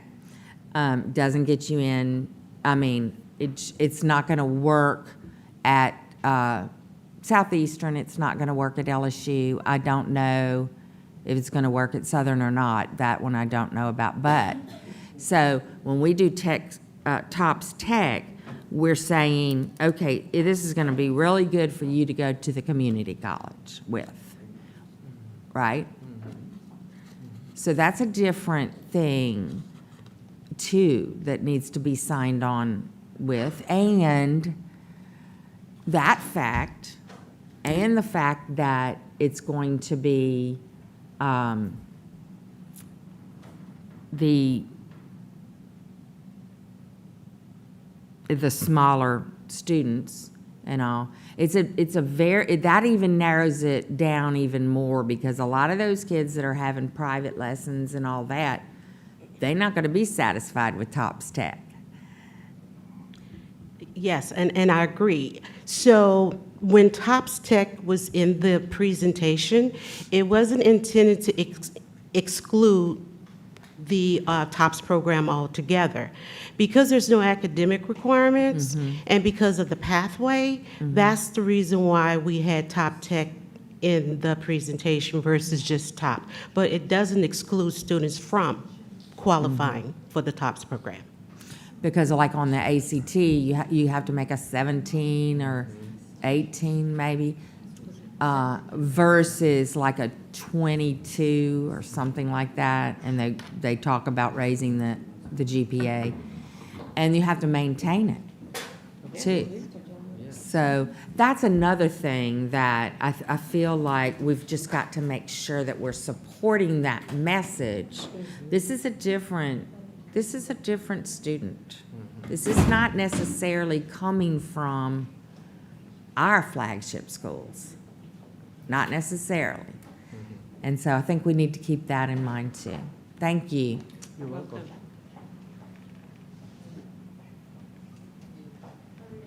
Board Member Baloo. And Thank- colleague, if you don't mind me saying before you speak, none of my comments was in reference, I know this is your district, I'm happy for your district, but go ahead, I'm sorry. Thank you, I understood that. But I think this is a bold and exciting choice and vision for our school system. And, we discussed it at a committee of the whole a couple of months ago and decided to wait and do some more research, get more feedback, and fully develop the plan. I'm glad we did because I think we've got a very thoughtful and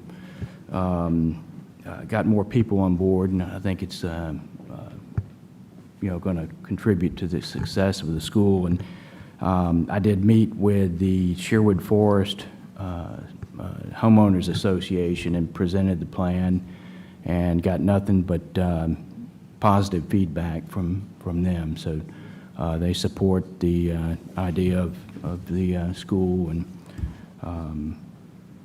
are excited to see it move forward. So thank you. Board Member Howard, I'll let you go before I go. Thank you, Vice President Collins. So my comments remain similar to the comments that I said already. I appreciate you guys for adding the components of the things that I've talked about equity and equitable opportunities to access this program. I share the same sentiments as my colleague stated earlier, is that I don't believe that the strategy around providing opportunities and choices for people in our district only relies on dedicated magnets. We've utilized that strategy before and seen where it's landed us. So I do believe this is on the superintendent, has nothing to do with you guys, that there has to be a more intentional strategy, in my opinion, around how we attract people back to our district and make sure that that is inclusive or fixing the things and making the things more efficient that we already have. Because to my colleague's point earlier, we always do what we were supposed to do for the new and shiny. But we have schools in our district that have continuously not gotten what they deserved as students in this district for the new and shiny. And so people love to throw equity around as a word, but equity is actually an action. And so we have to show equity, and we can't just keep using it as a buzzword to say that we're doing what's best for all kids. I can tell you about a couple of programs in this district that would love to just have an intentional opportunity to be great. I live for the day when every school is like the new and shiny. Every school deserves to be excellent, and I just don't think that continuously adding more dedicated magnets is the way to go. To my colleagues, I just hope that past my term on this board, past the rest of these individuals' term on this board, that we truly take an approach to make equity in action. Because everyone on this board has said it a couple of times, and there's a lot of people who I don't see using it in action. Ms. Dodson, this is no offense to you, but I just had to bring this part up about the TOPS Tech program. Southern University is an institution in this city. it's incumbent upon all of us to know what's available to us. So to utilize that example and say, oh, I don't know about Southern, that's a problem for me.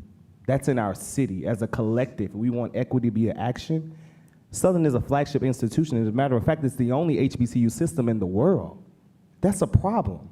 We have to make equity action as a board.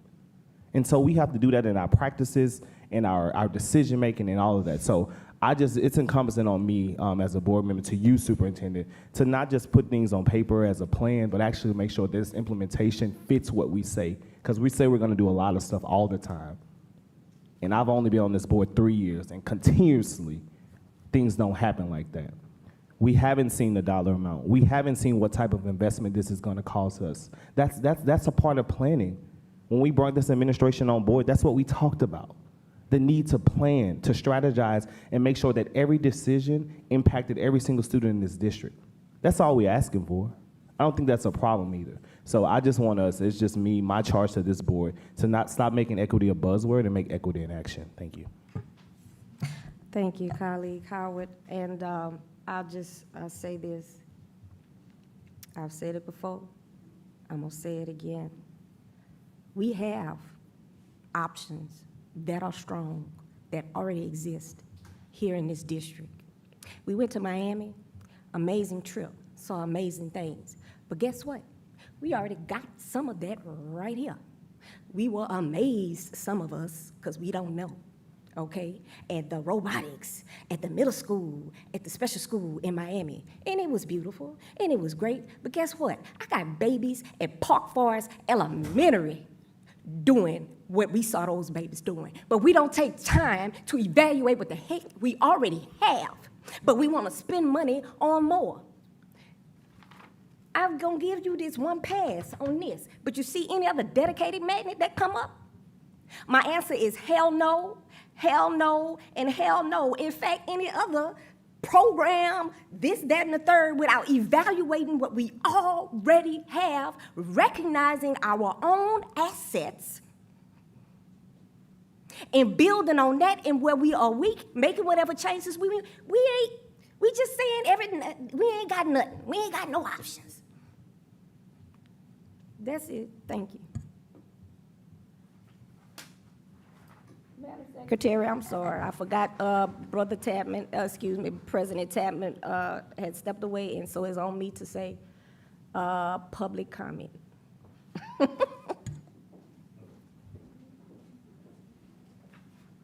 Good evening. I'm Renee Chatelaine, the President and CEO of the Arts Council of Greater Baton Rouge. And I'm here, of course, because I'm excited about the potential of this school, but in listening to the conversation tonight, I want to, especially Vice President Collins, I am in complete agreement with what you have to say about the inaccessibility of arts programming across the board, and some of you all have echoed that.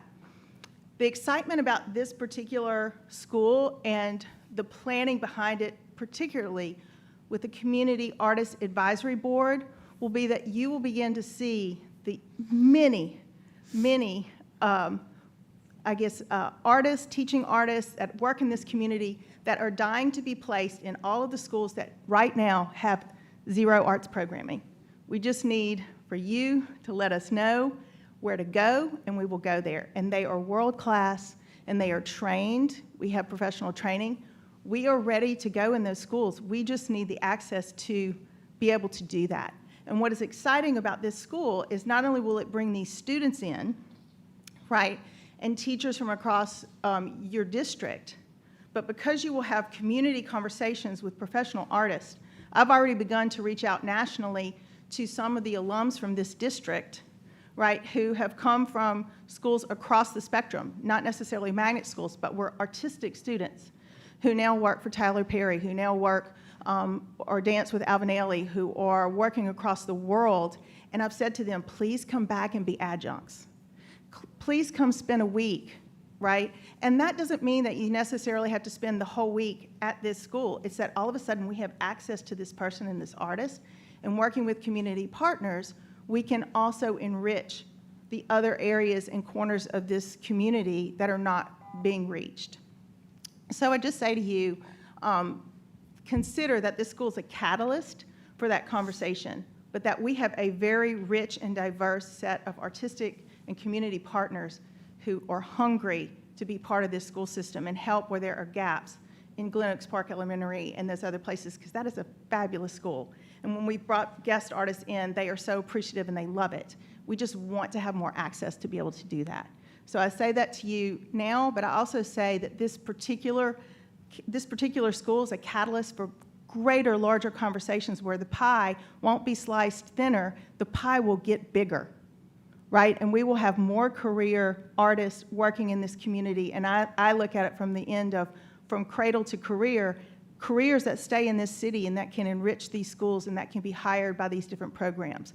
But the conversation with your community partners is vital to the whole process and looking at this entire district. Thank you.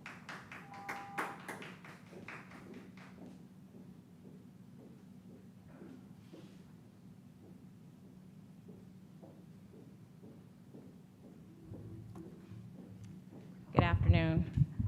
I'm Quaja Bell. I'm a talent art teacher at McKinley High. And I just want to say, first of all, that I cut my teeth at the Arts Council. As a teaching artist, fresh out of Southeastern, didn't know what in the world I was doing, and they taught me everything. They had those programs in place for teaching artists. They put me in the schools. So when she says she's there for you with people who are highly qualified, she's not making it up, because here I am in the system now as a talented art teacher. So, and I did teach traditional as well, so I've moved through. I also wanted to say that arts are sidelined in EBR quite a bit. There are a lot of people that do not have access to quality art in their homes. What they see is cookie cutter or prints or things like that. Being exposed to quality art, handmade art by their peers or by their teachers, it raises a whole different level of questions for these kids. Okay, this is a school that would give them more of an opportunity. And it'll produce more artists, not less, and inspire somebody to become an art teacher. I will say again, I am one of those people. I attended Broadmoor High School. Lori Johnson was my high school art teacher. In a school like this, I would have thrived. My grades, I'm not even gonna make it up, y'all. They were not the best. I would not have made it at Baton Rouge High at all. I didn't even know about a talented art program. I'm from Wisconsin. So no, I wouldn't have known. But my skill level in ceramics was off the charts. She did what she could for me while I was there, but this type of school, I would have known that I was an artist before I was 30, which is how long it took me to realize that's where I needed to be. So it's very, very important. And I'll leave that at that. It's an excellent school idea. I have a lot of other things that I want to say, but I'm going to leave it at personal testimony. So.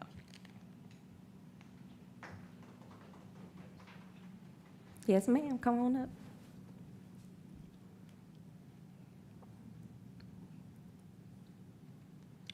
Hi, my name is Anna Lacey. I'm a talented visual art teacher at Brownfields, Ryan, and the Virtual Academy this year.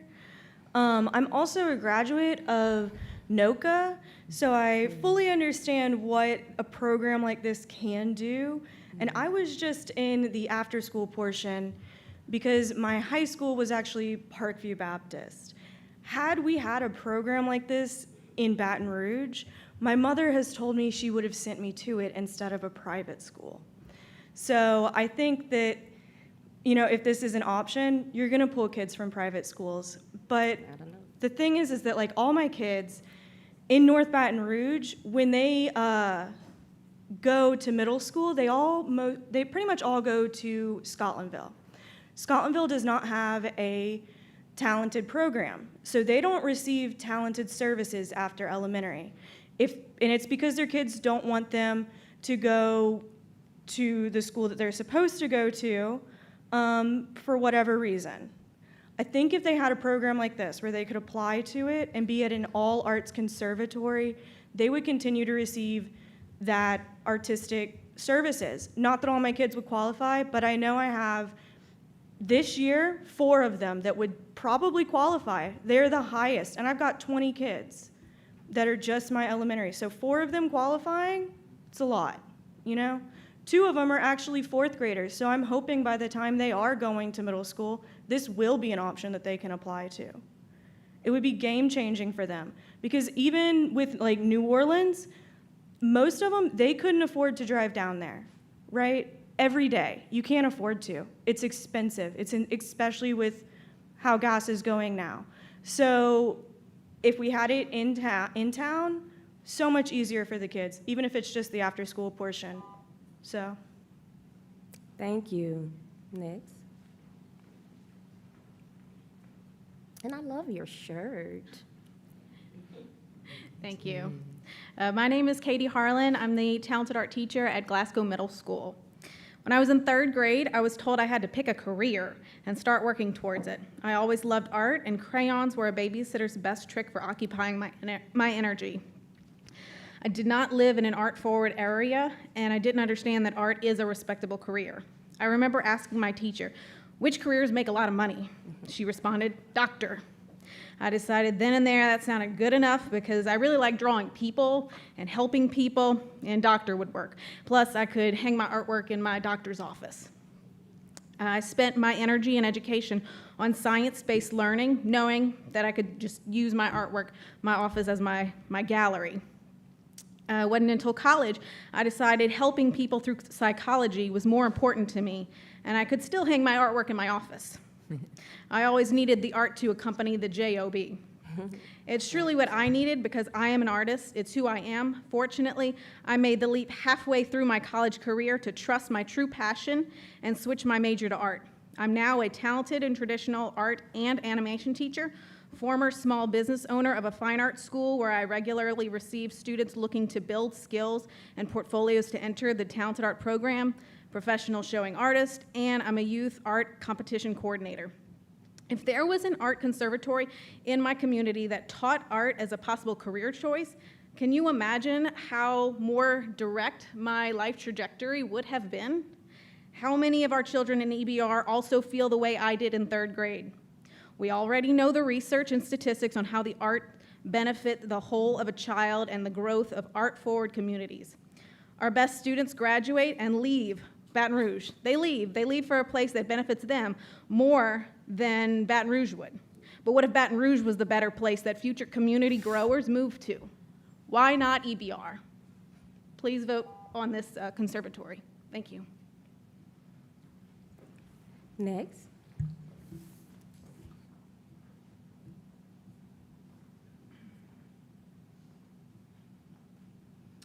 Hey guys, it's me, Paige Caldwell.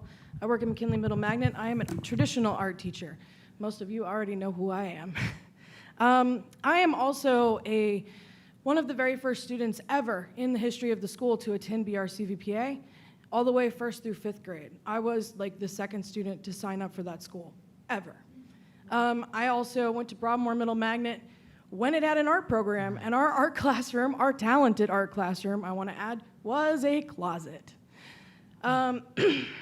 I also attended Baton Rouge Magnet High and graduated from it.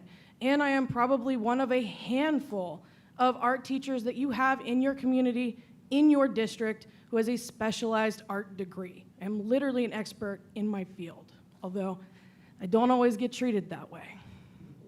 So I'm here to tell you my experience as an arts kid who would have gone to a conservatory. And not just as an arts kid, but as a poor arts kid. I grew up on the corner of Government Street when it wasn't Government Street that it is now, okay? My mom was a single mom with health problems who delivered newspapers for a living. And it was just her and me. And the only way I was gonna go to college was through scholarship because we didn't have any money. And so I worked my buns off to get into Baton Rouge High because they had the best arts program. And they could get me a scholarship to a dedicated arts school. And I did. I graduated from Memphis College of Art in 2012 on a scholarship that basically paid my tuition because of my portfolio. But that wasn't because Baton Rouge High did everything that they could have for me. My teacher did, sure. April Hammock and Marcia Eisworth were the best art teachers I had. But Baton Rouge High didn't care that I wanted to go to an art school, and they didn't support it. If I had had a conservatory, because we couldn't afford to go to NOCA, my whole life would have been different. And I want you guys to think about that while you're thinking about equity and you're thinking about kids who need something like this, who need that money to get into college, because that's how I got into college. And I have kids, that's their same dream, and they're at McKinley, and sure, I don't want to lose them out of my program, but it could benefit them. They could go to school for this. They could get money to go to school for this. We would be stupid not to do this. Thank you.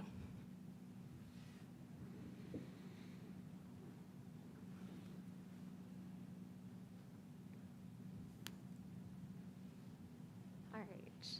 Hello. Hi, y'all. My name is Anshel Bradford. I grew up in Southeast Baton Rouge in a Swald area, and my parents are from Scotlandville. And I'm a volunteer with a couple of organizations here tonight. And I'm just asking you to please drop the idea for the conservatory.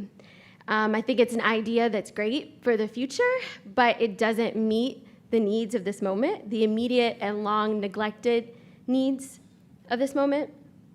There are plenty of students that are not just in the arts that would benefit from this conservatory, but who need the arts that are not going to get into this conservatory. If you have money, it's something you should use now in all of the schools, or in as many schools as possible. Don't wait for this program, especially after this horrible almost 2 years of a COVID-19 pandemic. There's gaps we haven't even begun to fill on the developmental level. The way people who either didn't go to EBR schools, didn't send their kids there, or don't have a dog in this fight magically are interested in this conservatory truly gives me pause, because I believe that their intentions are nefarious, even though the folks that have spoken before me, I do believe have been sincere. To me, it's very despicable that essentially we're looking for another program to define students of quote unquote choice. I don't know, for folks that are familiar with transit or transit equity, different transit agencies will call folks riders of choice, which is basically white folks that don't want to ride the bus that they're trying to bring back. And I'm just here to remind us that there's a population of folks that have been gone since desegregation, and it's going to take a lot more than a conservatory to bring them back. I'm sick of talking about kids like they are a market or something on the stock exchange. They're no longer people, but just something that we choose to exploit. And we keep coming up with all these ideas. We need robotics, we need music, we need STEM, we need all of this to hurry up and get them to a point that eventually they'll get to anyway, because you don't have to decide on things by the time you're 30. That's not a requirement for a fulfilling life. We talk about them in the context of a job or an ITEP exemption or money or capitalism, and it's honestly pathetic and disappointing. I don't think this conservatory is going to have a net benefit for all students. This is about sense of choice, as I said before. And it's about essentially ignoring all the other issues that we're going to as we continue to look for another program to really just circle us back to meeting the basics of history and math and science and writing. And if we can get all of our students on that level, then we can talk about a conservatory. Thank you. Thank you.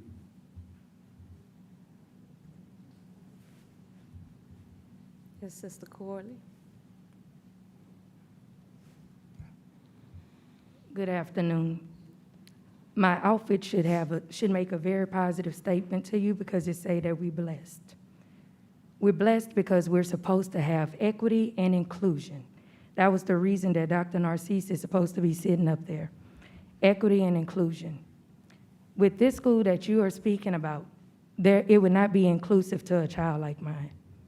In fact, my child would not be able to qualify for that, because our school system don't know how to test children with disabilities for gifted and talented. If you think I'm lying, look into his record. We have a problem when it comes to equity. See, this school will be 43 miles away from my home, which means in order for my child to attend, he would have to ride the bus for approximately 2 hours, or you would have to pay his mama to bring him, because we don't have bus drivers. What our conversation should be is about how we can get qualified staff and retain them. And how can we make programs like this accessible to all? Why are we not having the conversation about having this program at every single school? We can do that.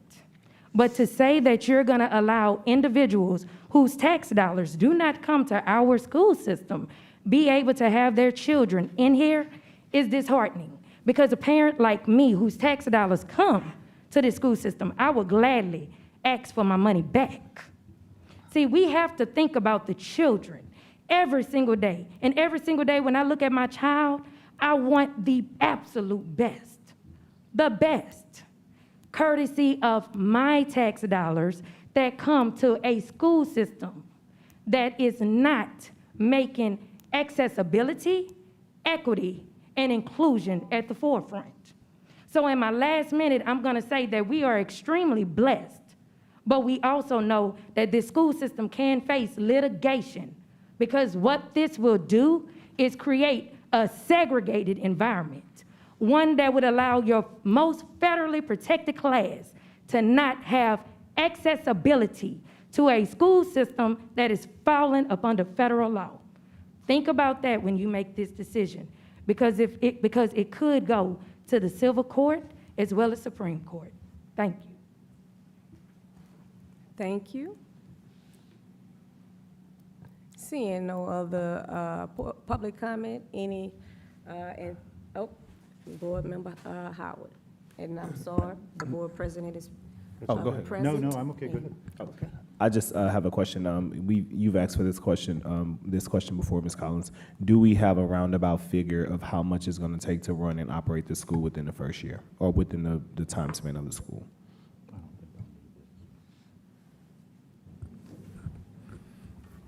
Hello, Board Member Howard. Yes, we're using the tax plan, the $15 million from the tax plan to lay out the construction of the school, as well as we can provide you with information on the school itself. What we've been working on is trying to get a design to be able to lay out all the cost factors in the school. The question has been to first get the approval based on the school for the tax plan.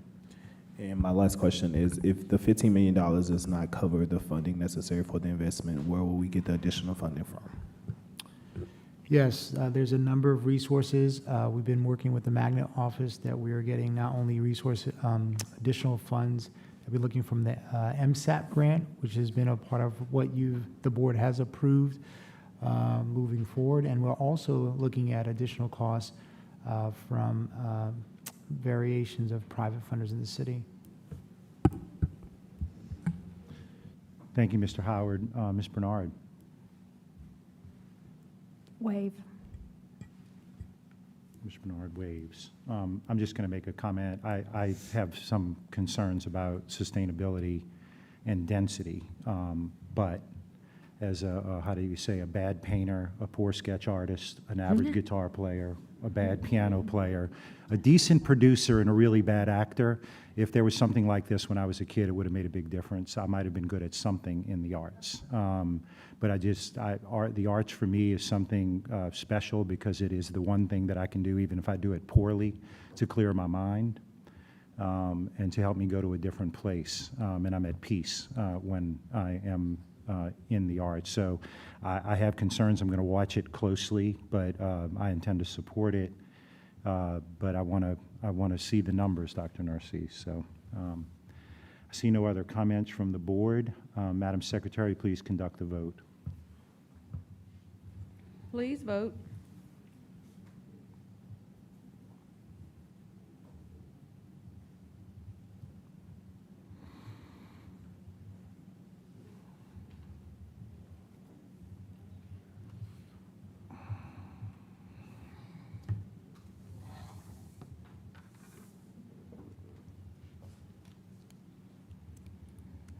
The motion carries.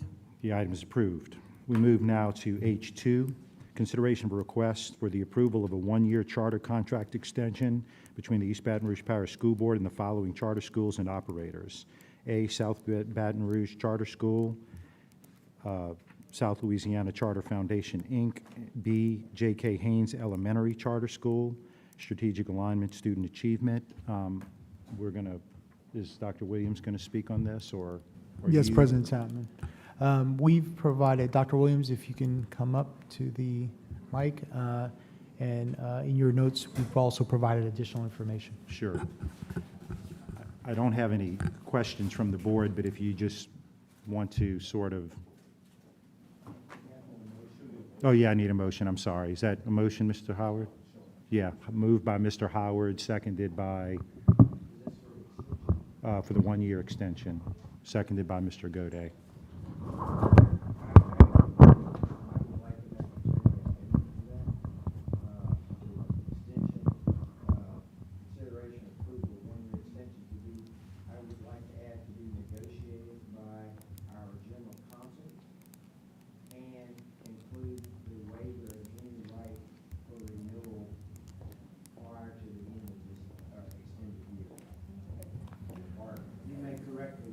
Your mic's not on. Now it is, I'm sorry. My reason for making the motion is I don't want anything, because these groups would be up for renewal in January or February.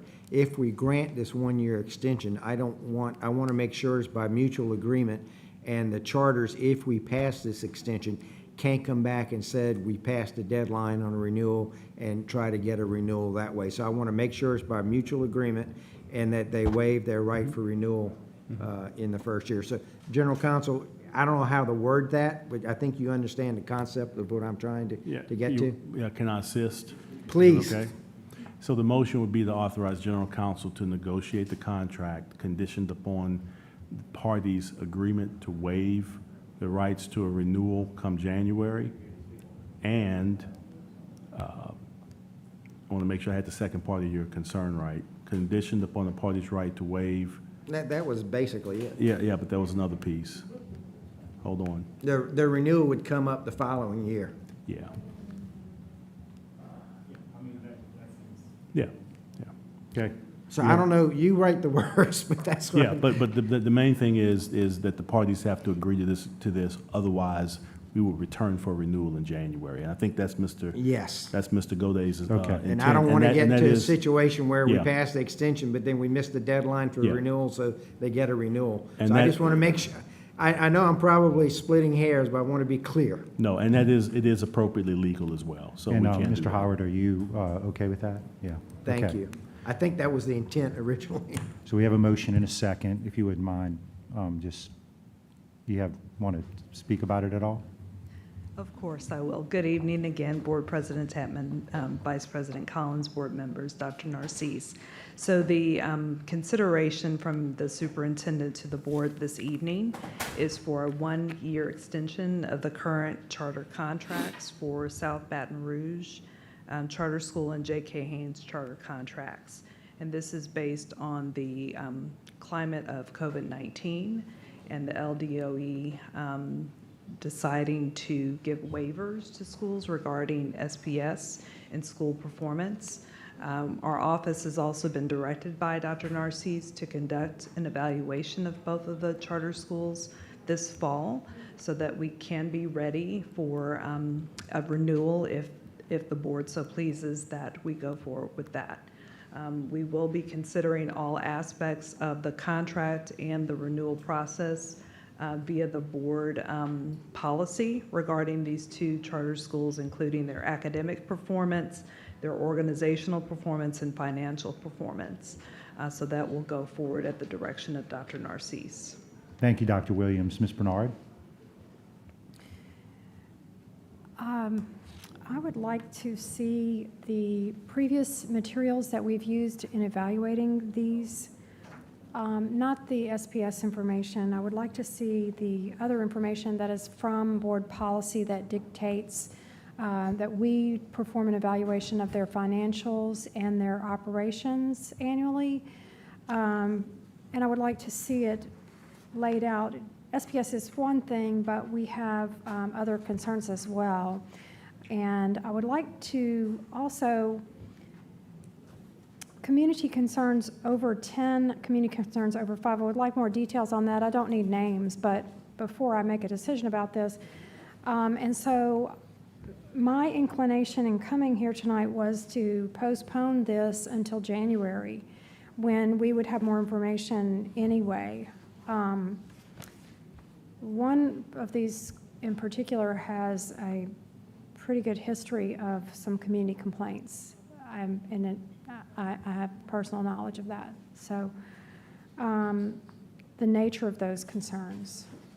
So do we have that information available? Do we have the previous evaluations and this year's evaluation available? I've been directed by Dr. Narcisse to conduct the evaluation this fall. So we would have that in the spring if We're going to begin immediately after the Thanksgiving holiday. we might have that in January then? Yes. No? We would. Okay. The financial evaluation and the operations? Yes, all three aspects of what the board asks for in terms of evaluation of those programs, Yes. academic, organizational, and financial. Okay, great. And the instrument or the rubric that we've used in the past, I think in order to have apples and apples, that it would be important that we have the same consideration, the same items, just so that we're comparing the same things. Yes. So I think Okonski had done those previously, so she may have those files from previous years. They were available to board in board backup material from those meetings as well. Yes. Thank you. Thanks so much. So I really came here tonight anticipating that we would be able to postpone this until January and just not make this decision tonight. Maybe the January meeting would be a little less stressful for all of us for other reasons. So is there anybody who would back me up on that if I make a substitute motion, or would you guys accept that as a friendly? And I do like the addition of your language for the contract to specifically state that they would not be eligible for renewal until 1 year post the following year, and maybe Mr. Shamlin would put a specific date in there. But are you interested, or are you willing to? Okay, I'll make a substitute motion then that we postpone this to January. Ms. Bernard has made a substitute motion to postpone this item until the January meeting. Is there a second to that motion?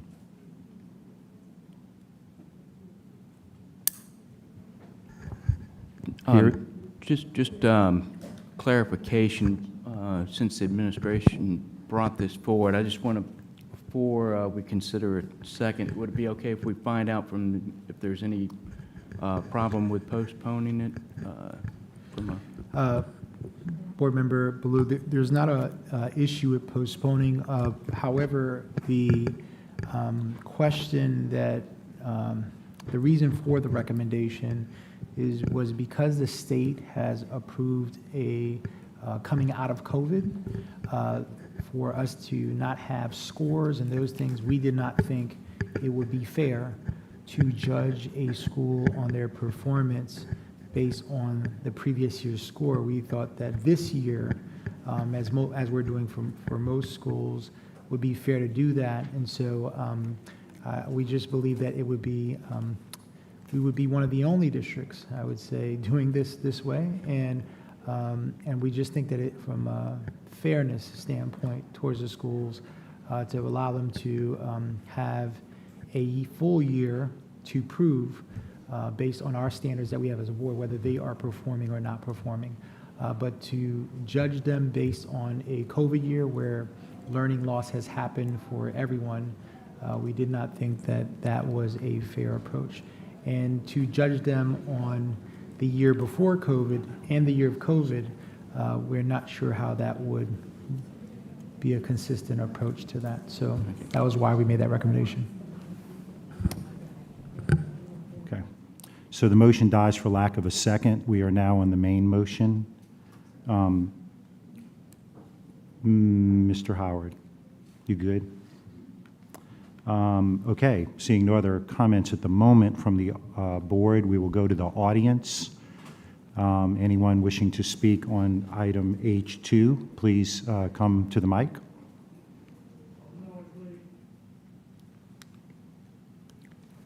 Good evening. To my understanding, I thought that this issue was time-sensitive as it relate to whether or not we approve or deny the contract for these two charters. If not, I greatly appreciate if the board can elaborate after I speak. But to that statement, I'm actually going to speak for J.K. Haynes Charter. I can't say that much about South Baton Rouge Charter because I don't have anything to do with that one. But J.K. Haynes Charter actually allowed children with disabilities to attend. That's one of the few charter schools that actually adhere to the law and provide resources to not only their children with disabilities, but their children that are socioeconomic disadvantaged, as well as their regular ed students. This is a school that is actually in an area where there aren't too many elementary schools that provide specific programming, but this school has been extremely creative, to say the least. One of the things that they did do was have a community garden. This school actually does a needs assessment on each and every single child that attends. They provide a book sack with their school logo and the school supplies for each and every single student. Their staff really and truly care. They have certified educators, and they are managing to retain their staff, which is something that we haven't been able to do. Maybe we can take a page from their book, but I think that working with this particular charter school would be extremely beneficial because they embrace the sustainable community school model, and they feed their children right back into our traditional schools, our public schools. So please strongly vote yes for J.K. Haynes Charter. Thank you. Thank you, Ms. Corley. Any other comments from the audience? Seeing none, back to the board. Mr. Shamlin, you have a comment or a question? Yeah, I just want to provide some clarity for the board. So the law requires us to provide notice to a charter school of our intent to renew or revoke before January 31st of the year that they're up, right? And so just to make sure we understand how this works, I would attempt to negotiate an agreement in good faith. If I see where that's not going well, I would then advise Dr. Narcisse to then proceed with and bring to the board a renewal consideration in January, which will require full evaluation. So I want to make sure we kind of understand how this works. You're giving me the authority to do this, but if it doesn't work out, we will come back to the board. So I just want to make sure we all kind of understand the working. Okay, great. You put a timer on Mr. Shamlin? That's okay, I'm all right with that. Okay, I see no other questions or comments from the board. Madam Secretary, please conduct the vote.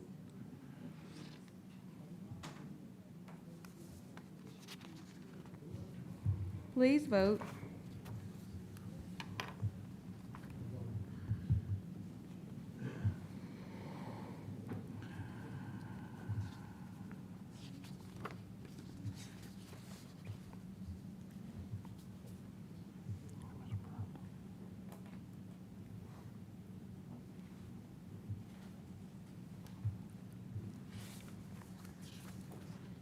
The motion carries.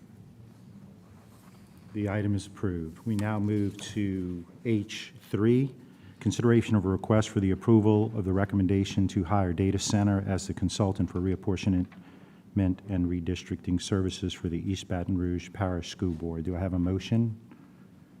Moved by Ms. Ware Jackson, seconded by Vice President Collins. Okay. I see no questions from the board. I don't have anything in the queue. Did you? It's okay, you don't have to. Mr. Goday.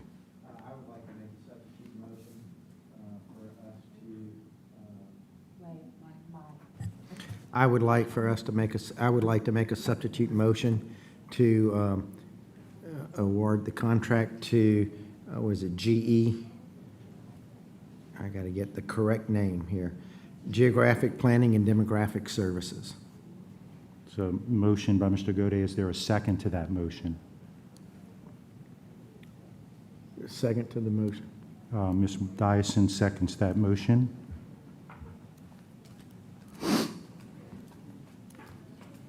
Seeing no comments at the moment or questions from the, oh, I'm sorry, it must be running a little bit slow. Is it? Okay. Ms. Collins. Oh.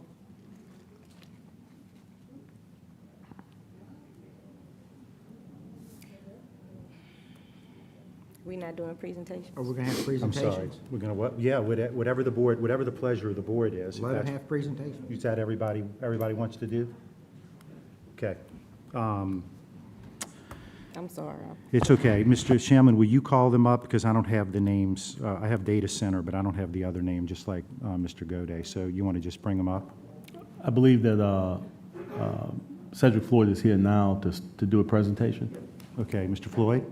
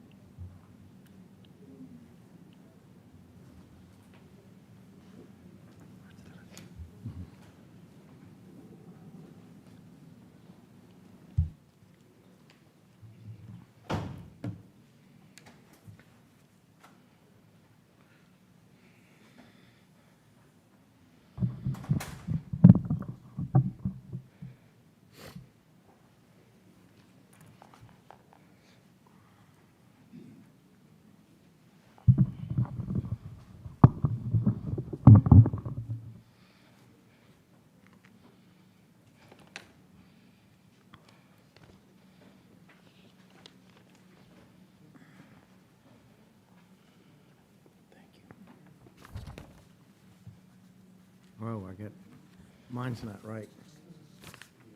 I'm missing a page. That's what I want to do. Yeah, 2.9 and two other pieces of paper behind it. No, okay.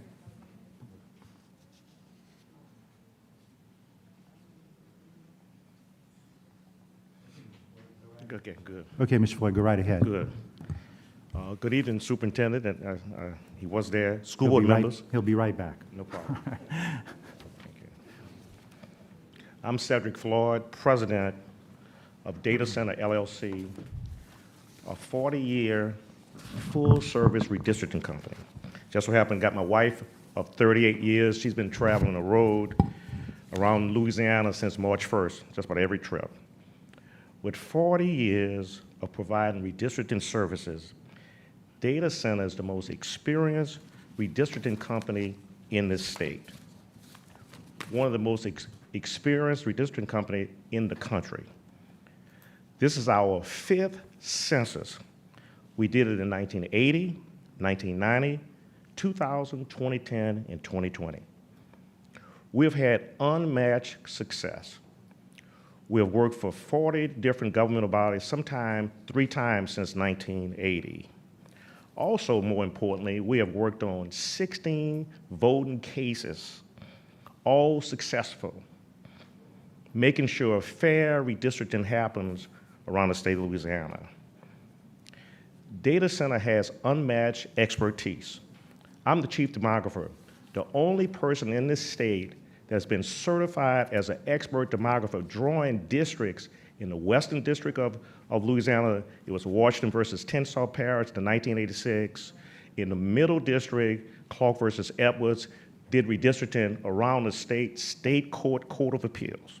And also the Eastern District, which is the New Orleans area, in St. Bernard case, and also Westwego case in the 1980s. So I've been a certified expert witness for over 30 years. We guarantee our work. If anything goes wrong, we will work free to straighten it out. Also, we have a team of professionals unmatched, 120 years. We've been together. 120 years. It's part of your handout that was part of the RFQQ.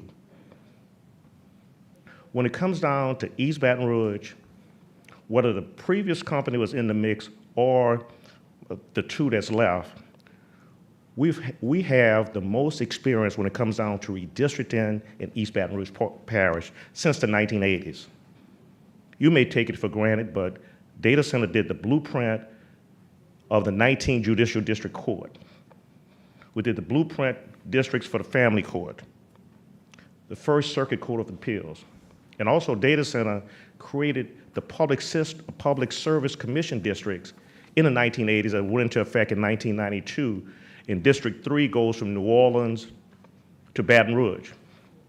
And since 2010, the 2nd Congressional District followed the same way the Public Service Commission district does.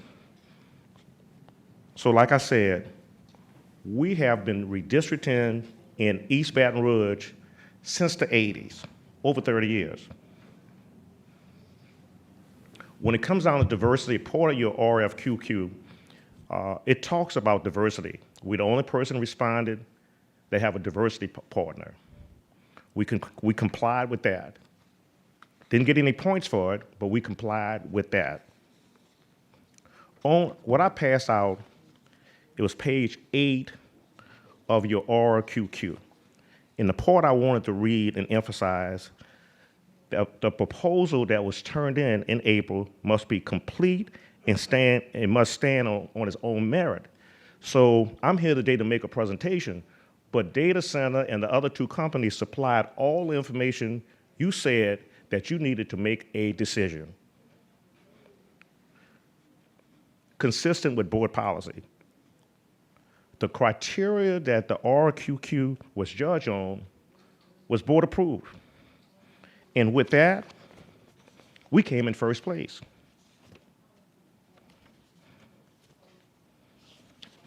So I stand here tonight, it was 20 points on productive experience, apparent credentials, effective work strategy, clear description of activities, total cost of service.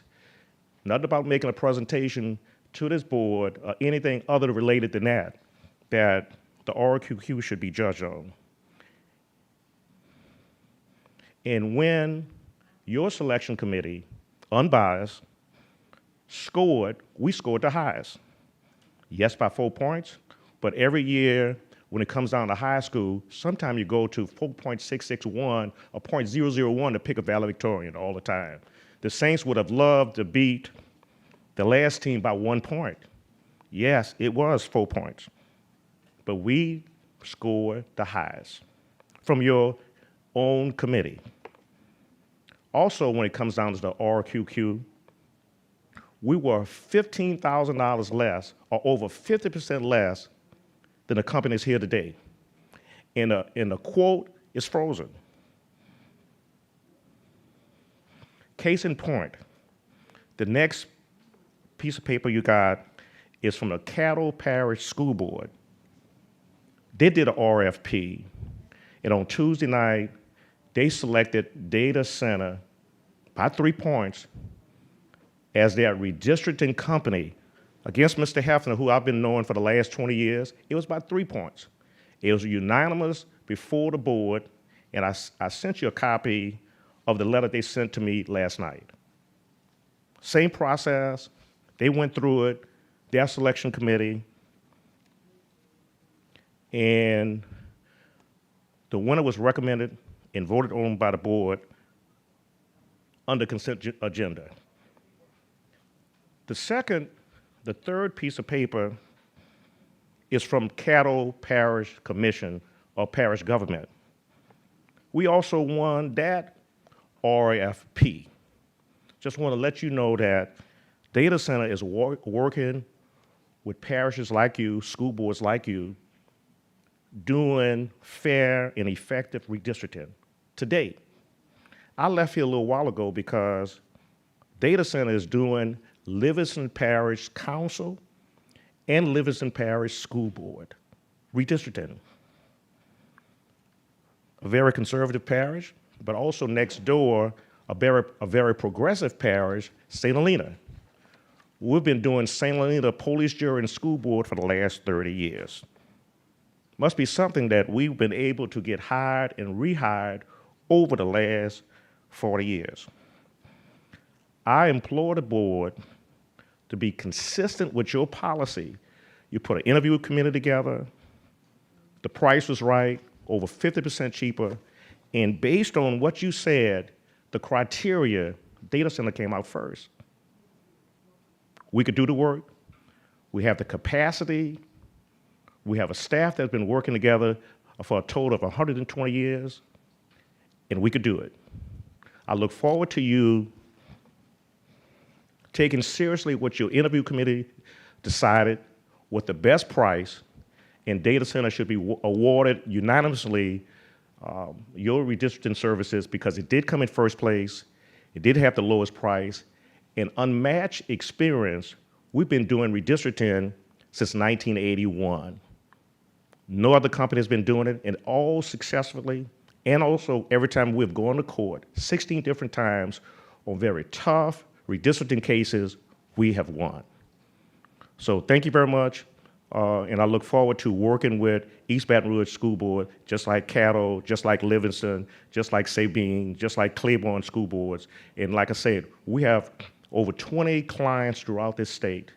Thank you.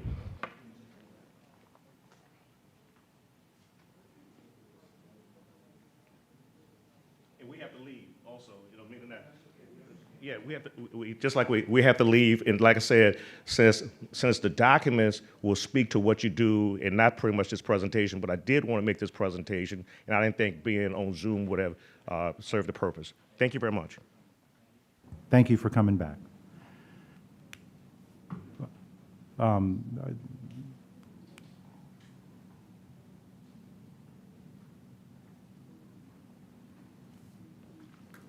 Thank you, Mr. President, Superintendent, members of the board. Good seeing some of you. It's been a couple of years since I had the opportunity to visit with you when we did the student projection report as part of your sales tax renewal. Worked with your staff at that time and made presentations to some of the community along with the superintendent, and hopefully played a part in a successful tax renewal.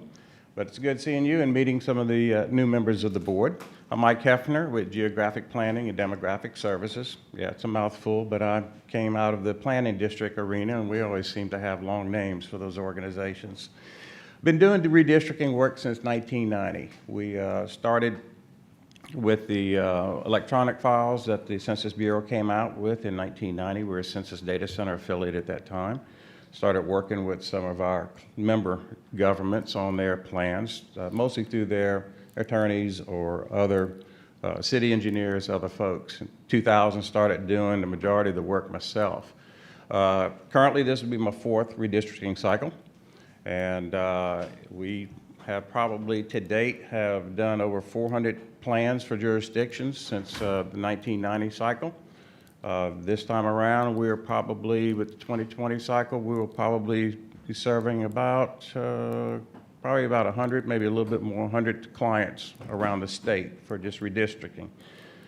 Do a lot of other work with regards to school districts with desegregation cases, provide a lot of expert witness testimony.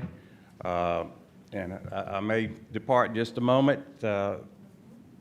Actually, the very first expert witness case I had was actually a challenge to one of Mr. Floyd's plans with the Baker school system. He drew a plan, the state rejected it.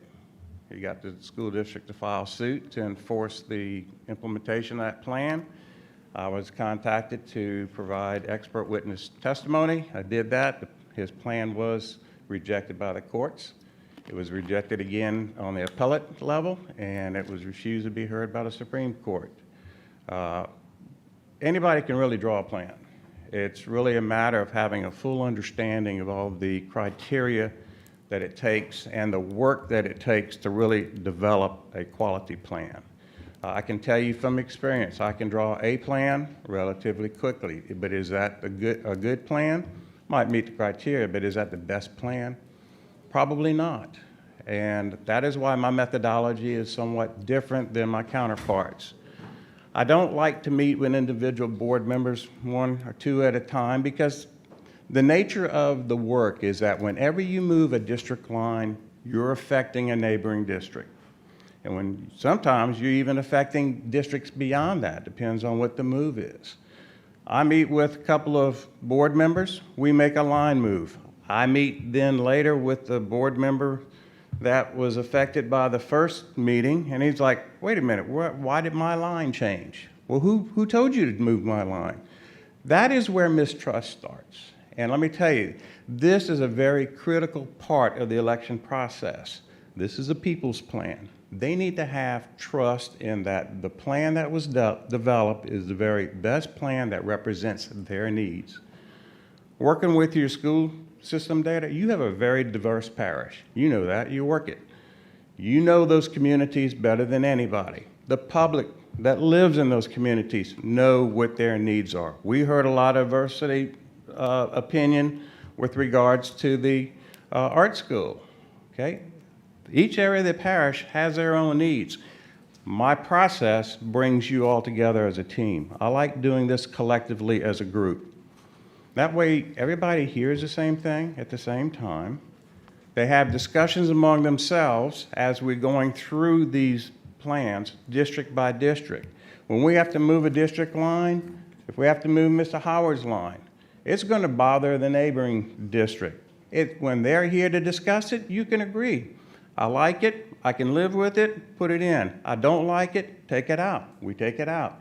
Then we actually are building these plans. I'll come with a starting plan, but we build these plans in public. We build these plans with your input and the public's input, because this is their plan. You have the legal responsibility to adopt the plan, but it's a plan that they use to elect the members of this board for the next 10 years. Any plan that is developed needs to be reflective of community input and your input, not individual input, not me working in my office and coming and hanging up a map or showing it on a screen saying this is what you should adopt. We actually will build these plans and improve them, because by the end of the process, through the use of these redistricting workshops that I do, we will come out with a better plan than what I started with, because it's going to reflect what the needs are based on your input and public input. I've never had a plan rejected. State, federal, never had one rejected. And I don't plan on changing that record. I'm probably one of the only ones in the state that's never had a plan rejected on either level. But it's because I like to work collaboratively. I see myself as a facilitator. I have the legal knowledge. I went back to law school. I went to law school, got my law degree specifically for this type of work, because it is controlled by state and federal law, and a lot of court cases that have interpreted those laws. My understanding of that, my expertise with the software, allows me to facilitate working with you to give me input where we can actually move these lines in a live session and see what works and what doesn't work. The more you understand the dynamics of the population in your parish, the more the public that attends those understands the dynamics of the population, the more trust there is in the eventual plan that comes to you for an adoption. You understand why the boundaries are where they are. You understand the areas of the parish that need to have adequate representation on this board, and the public understands why those boundaries are where they are. This isn't a game. This is not something that you play favorites with. I don't play favorites on this. I do believe, though, as a board member, when I served in Lafayette, I wanted staff to give me all the information I needed to make a decision. Good, bad, otherwise. That's the level of service I bring to you. You need information, I'm going to get you the information. If it's available, I'll get it for you. I remember Mr. Gaudet at the presentation of the projection report asked for some information on charter schools. We went and we chased that down, and we got that information and came back and provided that. That's what I like to do. I guess maybe it's a frustrated teacher part of me. I like doing this. I enjoy teaching this. I enjoy educating people about it. I enjoy getting the public involved in this. And that's really what my approach is. All of us that do this kind of work, there's not a lot of us, you know, we can all run the software, we can all draw lines. But to me, when you can work collaboratively, this may be one of those projects that you can actually all end up working well together on. I work with a lot of councils and boards and some municipalities that, yeah, on a lot of issues, they're knocking heads because they have different viewpoints. But when we can all work together on a project that is for the common good, I've seen a lot of agreements and a lot of people working well together. And it's really a matter of me facilitating your development of a plan for the people. And that's really what my approach is. But to make it work, I need the support of the board. I've been in situations where an unsuccessful contender for RFP was not selected, and continued to undermine the process, work through a couple of members, can bring up competing plans. You have my information that I sent to you earlier today. If that's what the situation will be here, then I'm not your person. I understand, Mr. Floyd, got a few more points, and I can tell you why. It's because of my pricing. My pricing was higher. Why was my pricing higher? Number one, you get much higher level of service with my work. I know that. My clients tell me that. Even his past clients that use me now tell me that. This is full-time for me. I don't do this for 2 or 3 years and disappear. I do demographic work full-time, all the time. So when you need to get in touch with me for something, I'm there and I respond. The main thing is that you really need somebody that you can trust, and I need clients that I can trust. And if we can work together on this, then I really would enjoy working with you on this. I really think we could make a lot of progress on getting some common ground, at least on this election plan. But I understand that, you know, his price was less, but I understand the complexity of your system. Out of all the school board districts in the state, yours is the most complex. It takes a lot of accurate programming to make sure that the data is correct before we even start. And that is why I'm priced. I price mine fairly for the level of services that I provide, which I can tell you is a lot higher than anybody else that does this work. And I do a lot of things that aren't in the scope of work because it benefits my clients. I was up at 4 o'clock in the morning the other day to go be at a Rotary meeting because a board member asked if I would go there and explain to them what the redistricting process was. So I was on the road at 4 o'clock in the morning to make it for a 7:30 meeting to go through that. That's what I do. It's not my scope of work. My scope of work with the student projection report wasn't to go out and meet with some of the community groups, but it was vital to your tax passage for them to understand what the dynamics and the growth and the changes that you had in your school district. So I do that. I don't just limit it to that one thing and say, look, outside my scope, am I going to do it?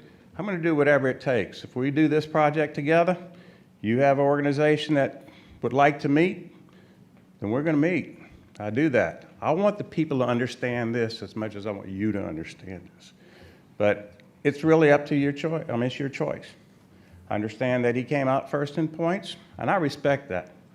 As a board member, I respected the work that the committees did. But at this point in time, it's really up to you. It's who you're comfortable with. And I'm going to respect whatever decision that the board makes. And I guarantee you, if I'm not the successful contender, I will not be interfering. That's not the way I work. I got plenty more out there that I'm taking care of right now. In fact, I was a little worried when I heard about this because when I wasn't the successful one, all the little slots that I had in my workflow set aside for this when I wasn't the one that was picked, I started filling those in. But thankfully, at this point in time, I've been able to bring a number of my projects almost to a closure now where we're at final adoption, which opens up my schedule some. So I do believe I can get your work done. I can do it in a very timely manner. And I actually think you're going to learn a whole lot by going through this method rather than the traditional way that most of the demographers go about doing it. So I'm going to stop it right there and ask if anybody has any questions, because I know you got a long evening. Y'all still got a lot left on your agenda. Thank you, Mr. Hefner. I don't know if Ms. Collins is the only one on the board. I don't know if she has a question for you or just in general. Ms. Yes. Collins? I must say that I'm a little disappointed, Mr. Hefner. We've had experience with you before during my tenure under Superintendent Drake. It was a good experience. I didn't see any problems. But what I'm disappointed this evening about is your competitor got up, made his presentation based on his own merits and threw absolutely no shade at you. You stood up there and pretend to be spotless. You made accusations about his work, and then you yourself, through Judge Foote in a lawsuit, you spoke, and your testimony was discounted by Judge Foote. So you can't get up there and say, oh, everything I've done has been spotless. Lafayette government sued you over work you've done. I prefer not to say anything. But if you're gonna throw it out, then let's throw it out. I think that you both have served, and I would imagine any company that has been in service for several decades might make a mistake here or there. Now, I don't know, would you say your testimony being discounted is equivalent to a small mistake? I don't know, would you say being sued by Lafayette government is a small mistake? But I will say, being in service and providing services for 40, 30 decades, people might make mistakes. The problem I have, again, is don't get up here acting like the record is spotless, disparaging your competitor when he has had nothing negative to say about you. And then here we are, and you've been sued by one of your own clients. That's all I have to say. Thank you. Well, if I may address that, Mr. President. Well, it was asked to you. Yes, ma'am. And Ms. Collins, Yes, sir. those are very valid points. Yes. I do want to point out, though, that the Judge Foote thing was the St. Martin Parish DSEC case. Mm-hmm. What Judge Foote was not understanding is that all past court cases with DSEC cases dealt with residential The judge demographics. didn't understand. Let me finish, please. They were dealt with residential demographics, not enrollment demographics, because there's a difference. You have to be able to do the, assess the demographics of a school population by the residents. If The all those ju- the students go to ju- that school, that is what the profile will be. When you Order, use could we let enrollment the man data, speak, please? I'm reclaiming my time. Yeah, but you asked him a question. He needs to And be he able- answered. He said the judge I'm not didn't finished understand. answering. No, I'm not I finished. took that part of his answer. You're not the president, and you're not presiding over the meeting. Let's stop. This is embarrassing. Fine, the chair has ruled, you are correct, but I'm tired, and he has done it with me several times, and I'm not about to deal Okay. with it today. Let's, I let- respect your ruling. Let's Thank you. let's just move forward. Judge Foote was confusing enrollment data that the plaintiffs were providing with my residential data based on student residency. And I, throughout the testimony, tried to explain it to her. It was something she was unwilling to accept, which goes against all the prior court cases. That's all being appealed right now. But that is what you're talking about. The discrepancy was because I did it the way it's supposed to be done. She took it based on enrollment, which is a really rather novel way of looking at it. Now, the other thing with Lafayette is a prime example of when my methodology isn't followed. I was asked by a council member in Lafayette if I could draw a 5-member plan for the parish and a 5-member plan for the city. At that time, they were consolidated. There was 9 members for both. Look, I have been drawing plans for the Chamber of Commerce, citizens committees, individuals, and past council members for 10 years because of these requests. Something I volunteered to do. I did it. They asked for some changes, I made it. They asked for more changes, I made it. And then I said, are y'all looking at making these changes? Oh, we're just exploring. I said, because really, you really need to do this in a formal process. We're just exploring. A few weeks later, I get a call from the council attorney. on Plan 2, can you write up the descriptions for the parish plan and the city plan? I said, yeah, I can. So we need it in 2 hours. It takes me 2 days to do just one of those, just to make sure that they're done right. But I got it done. I said, what's going on? He said, well, they're bringing it to an introduction ordinance tonight. So he put all that into the ordinance.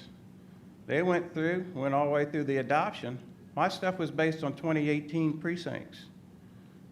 What they did, though, a couple of months later, is they changed the precincts numbering. They consolidated precincts and created new precincts, and they never went back and updated the written descriptions. The maps are correct. We had an error on my part in that when they were asked for the written descriptions, they had made a last-minute change the day before. I was on the road. They needed it right then. I pulled off. I sent what I had on there, which happened to be the one that was just prior to that. So there was an error in that, but the maps were correct. Now, after the charter passed, which some of them in government did not want to pass, that's when some of the errors were found. The vast majority were because the parish changed precincts upon which those descriptions were based, and they never came back and updated them. That wasn't my issue. That was their issue. Now, my issue was leaving out that one part on the written description, which you easily correct with the technical ordinances, which I advised them to do. They did it. Okay? Then opponents of the charter change filed suit on that. And that's when I got brought in as the expert witness for the consolidated government. The judge agreed you do this correction by technical ordinance, just like I told them. We won at the district level, the appellate level, and the Supreme Court said there's no error. So it stood at the Supreme Court level. But the opponents of the charter weren't happy with that. So what did they do? Right before the mayor-president ended his term, he filed suit to try to collect money to defray legal expenses that the plaintiffs should have paid off my professional liability contract. There is absolutely, I have yet to find an attorney that has found a legal basis for that lawsuit as it was put out. Okay, thank you, Mr. Hefner. You have another question, I Dawn? sure Yes, do. please. Thank Yes, you. ma'am. First and foremost, as it relates to your comment about Judge Foote, it's a tall order to call into question a judge's understanding. Okay, so my initial response was an offense to that. Okay. Secondly, can you repeat the flaw that you find in the data center so that that they can also respond to allegations of don't do it. He got up there and he said, he did not have to get up there and sling mud. And now, in order for this man to be able to respond, he responded to my questions. Let the other man respond to questions about his work. Oh, it's a problem when I'm trying to let people have equal footing on defending themselves? Come on. Can you repeat, because he was not in the room, and in fairness, you mentioned that's something that he did improperly, supposedly. Can you repeat it so that he have an opportunity to also explain what he supposedly did not get accurate? I don't want to repeat it because I don't want to misstate it. He had made the statement that he's never had a plan rejected. And my statement to you is that that's not entirely true. My first case with the state of Louisiana as an expert witness in the area of reapportionment was a challenge that the city of Baker, with whom he was a demographer and he was their expert witness. This is all in the courthouse. Okay, this is not allegations. He said that there is no way you can draw the plan that doesn't violate the number of precinct splits that are allowed in a school board district. Well, it took me a matter of 20, 30 minutes after I got the call from the state to develop the plan that had all of the proper numbers and representation without splitting an excessive number of precincts. Okay, I testified to that, 19th Judicial District. It is possible to draw a plan and keeping within state statute. So that plan was rejected. They appealed it at the appellate level. It was rejected there, and the Supreme Court didn't hear it because there was no error. So That's all I'm saying, is that what he told you was not entirely true, because I know that from firsthand basis, because I was the one testifying for the state of Louisiana, the Secretary of State. Thank you. He can respond for himself. I know y'all got a lot of y'all competitors, so y'all got a lot of animosity against each other, and that's my point. Well, Okay. Mr. Hefner is seething a little bit because he was rejected by the St. Mary Parish Council last night. He wanted to work, and that's what happened. And they voted him from not working for St. Mary Parish Council, and I was there. So I don't know what Mr. Hefner is talking about in terms of Baker, school board, or whatever. I don't know what he's talking about. Maybe similar stuff, Mr. Hefner. I don't know what you're talking about in terms of appealing. I don't know what you're talking about. But let me just tell you this. 20 years ago, when I first ran across Mr. Hefner, in 1990, I did the St. Mary Parish Council. Did the St. Mary Parish School Board 1990 and 2000. The Parish Council selected Mr. Hefner. He was the low responsible bidder. He did it. What he did is, you have 2 black majority districts in St. Mary Parish. He led the council to believe that the black majority district had lost so much population, you had to do a switcheroo from 2 to 3, and that was not the case. So down the line, and I could send you the minutes, that when I was asked to check it out, because anytime I do redistricting, everybody could check me out. Mr. Hefner, letter today, oh, don't have anybody watching me. I want everybody to watch me. Well, anyway, I was able to draw the plan. So what happened is, the Plan C that Mr. Hefner did was rescinded by the St. Mary Parish Council. It was up at the Justice Department. I volunteered my services, Plan D. That's the plan that they adopted, and that's the plan that's in effect today. So I don't know, so that's what happened. And so last night, Mr. Hefner was on the agenda to be hired, and it was rejected last night. So he got that word, that's why he sent it out today. And that stems from that he misled the black council members on the St. Mary Parish Council, because when you're the demographer, you have the technology. You come in and say, well, we can't do this based on population decline. We must switch from one district to the next district. And they bought into that. So I didn't want, like I said, I don't have to, I stand by my record of 40 years. As Mr. Hefner has done DSEG work, I've done redistricting work in every court. He has not. I've testified and worked on 16 cases as an expert witness. He has not. So I fully understand the law.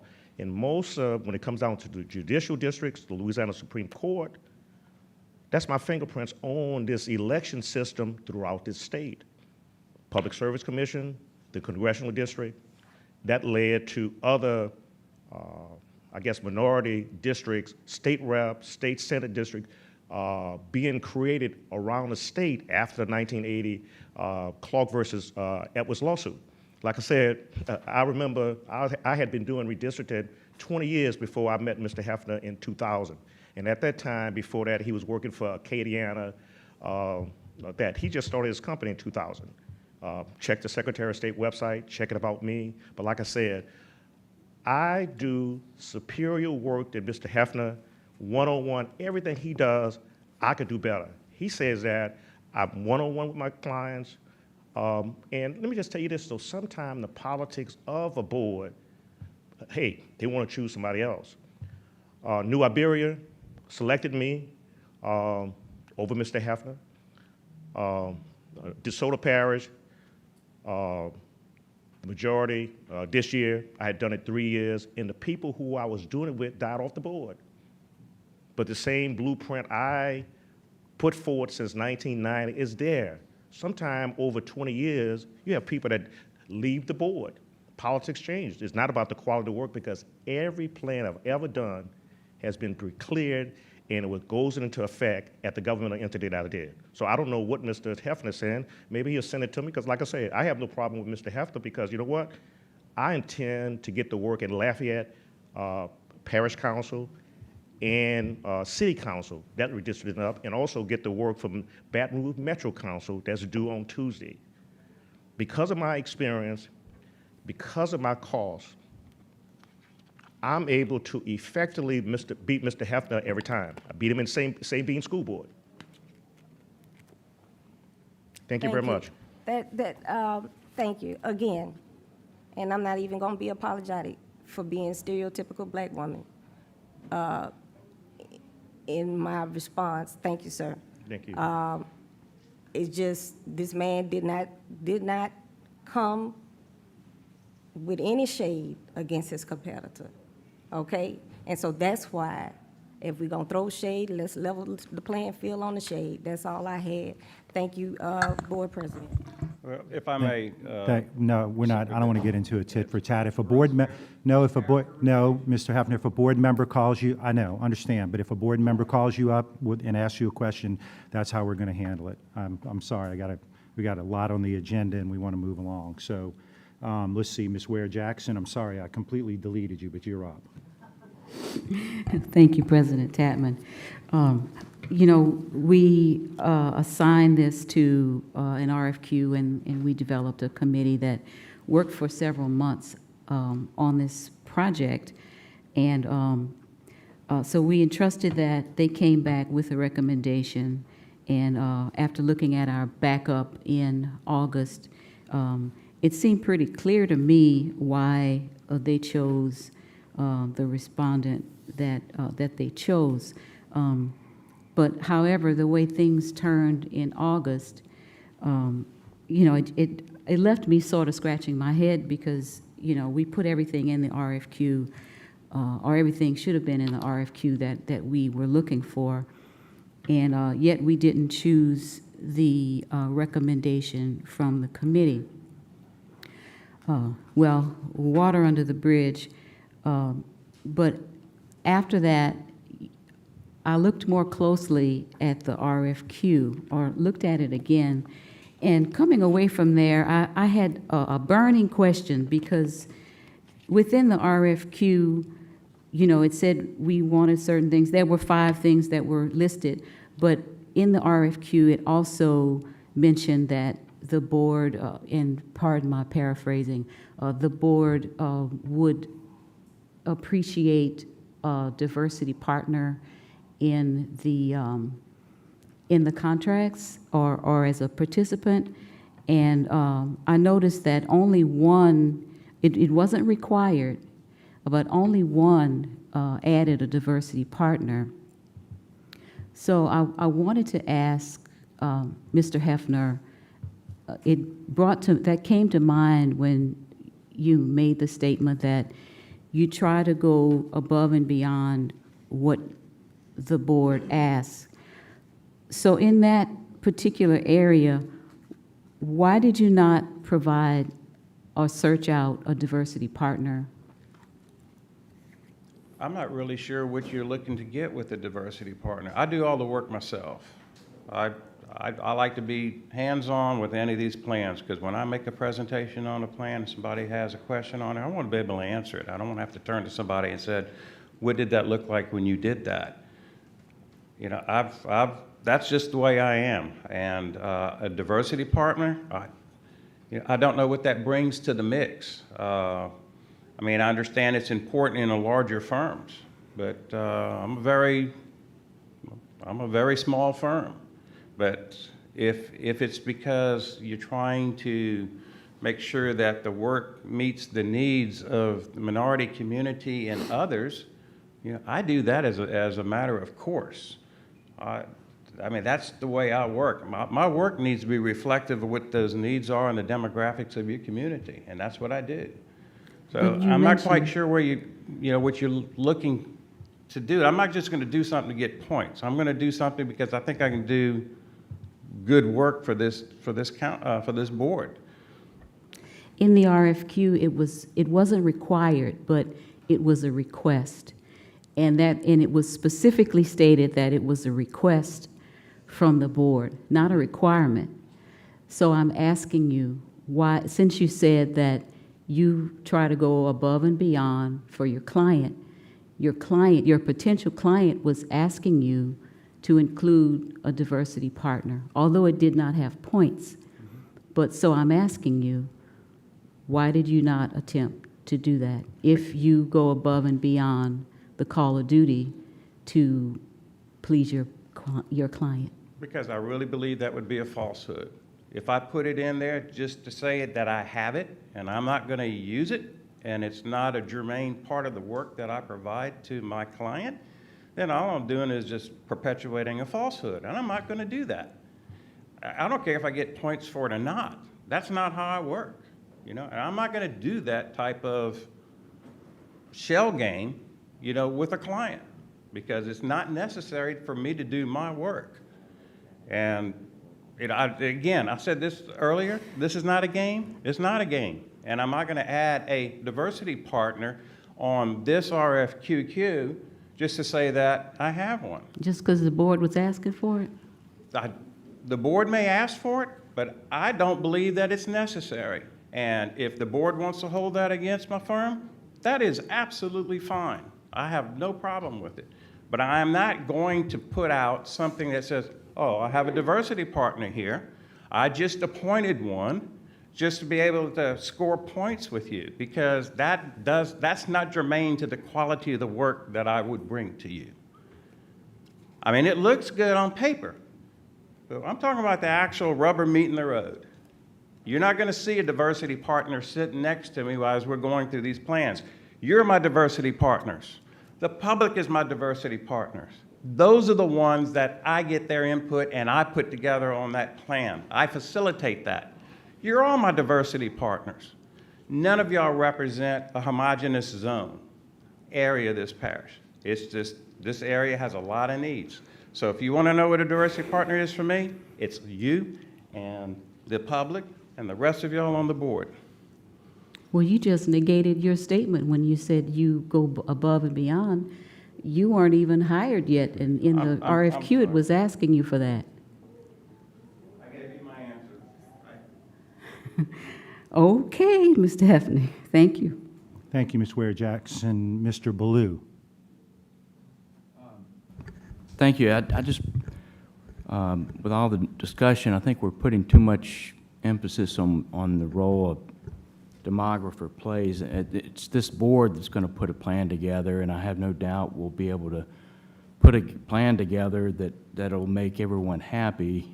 It's not a demographer that's going to do the plans, the board, and we need a consultant to, or I don't even think we need a consultant. We can do one without one, I'm sure, but we would like a consultant that we'd like to be able to work with, and ideally one that, you know, would be useful for us and,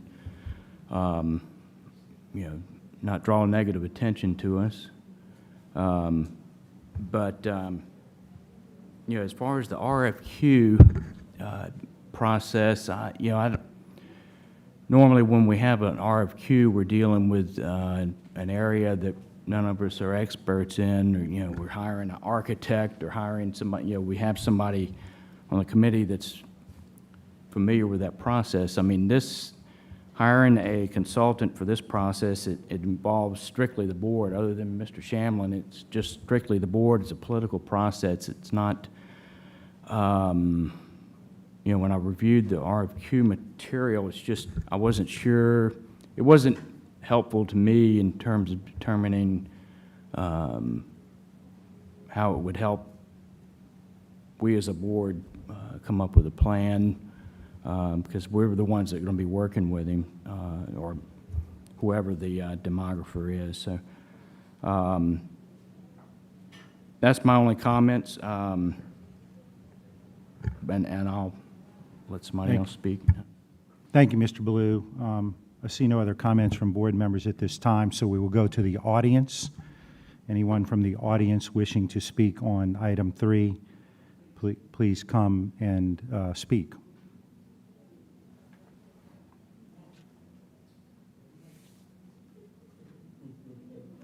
Or early. I'm here. Boy, y'all gave me some fireworks tonight. I thought I was the one that normally cut up, but thank y'all for doing it for me.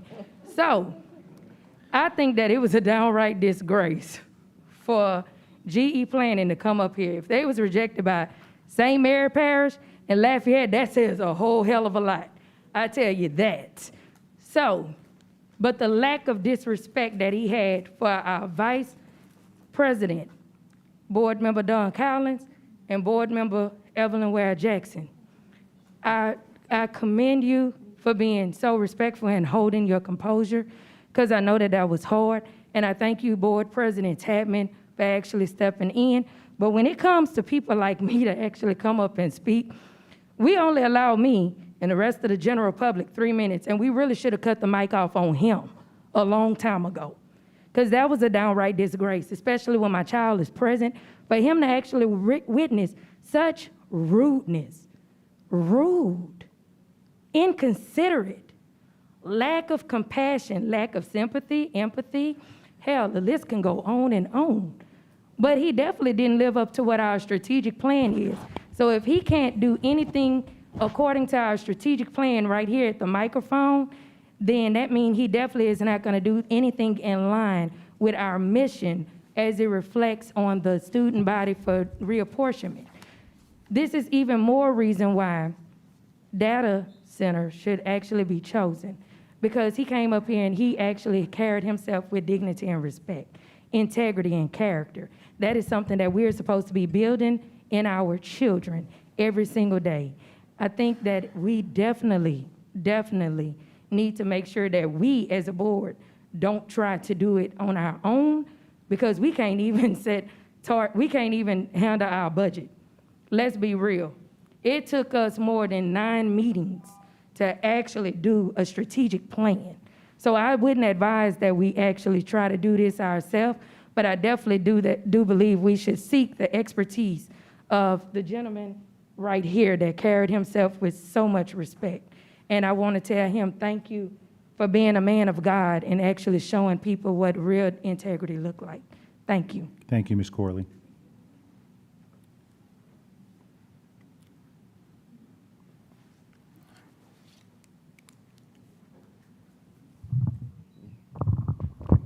Good evening. I'm Jamie Robinson. I represent District 7 on the EBR DPEC. I'm here in support of the data center for this consulting. I think tonight we've seen a lack of professionalism and integrity on the part of GE Consulting. And I believe that that's exactly what we're going to see if they become our consultant. We'll see a lack of integrity in their work, and we'll also continue to see a lack of professionalism in regards to talking to constituents that you represent and also yourselves.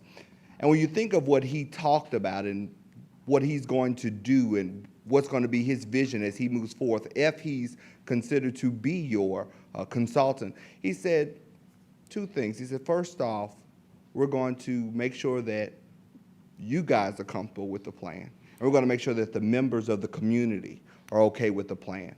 And with all due respect to you guys as our elected officials, it does not matter if you guys are okay with the plan, as long as the plan represents the East Baton Rouge Parish. We need a school board that represents the demographics of EBR, and that's all that we need our demographer to do. We don't need our demographer to make school board members happy. We don't need them to even make us happy. We need them to do their job, be fair, and be just. And if a man can stand before you all and disrespect 2 powerful black women who represent black districts, I don't trust him to stand up for what's right. I don't trust him to be just. I don't trust him to have integrity or to be professional. But when we heard Mr. Curtis from the data center come up and speak, he spoke with such elegance. He talked about what he was going to do. He talked about his track record. He talked about his experience. And that's what I value. And I hope that you value that as well. And I pray and I urge that you would allow him to be the consultant through this process. Thank you. Thank you, Mr. Robinson. Mr. Chairman, Yeah. I would like for you to compel the public to refrain from personal comments on the integrity of the individuals before us for the contract. Duly noted, and I appreciate that. Unfortunately, I don't think I can completely control that, but I would appreciate us talking about the issue at hand as opposed to personalities. But, you know, we'll go ahead and move along. Thank you, Ms. Bernard. Good evening. Anne Marie Blank. So I'm not going to get up here and tell you who to choose tonight, but I would like to tell you what I'd like to see in the contract that we draw up for whichever firm you guys choose. And we do need to choose a firm. I don't think that we should just, go without a company. So first point, please ensure that the contract does not contain clauses that would prohibit or discourage the possibility of a new map that would increase the number of single-member districts. As a matter of fact, the new contract should encourage each board member to design their own plan, even allow community members to submit maps for review. Second point, it appears both bids provided by the two firms under consideration include guarantees for the maps produced. Data Center states that if there's a legal challenge, the company will correct or defend the plan at no additional charge. Geographic states it will defend the plan as submitted to the Justice Department. It's important to not only ensure that the firm hired will do their own due diligence to produce a map that will meet the legal requirements, it also protects the taxpayer so we're not on the hook if the firm does shoddy work. I believe the contract with the last firm failed to include this stipulation, and that's important. It's important that such a stipulation be included in the new contract with the firm you hire.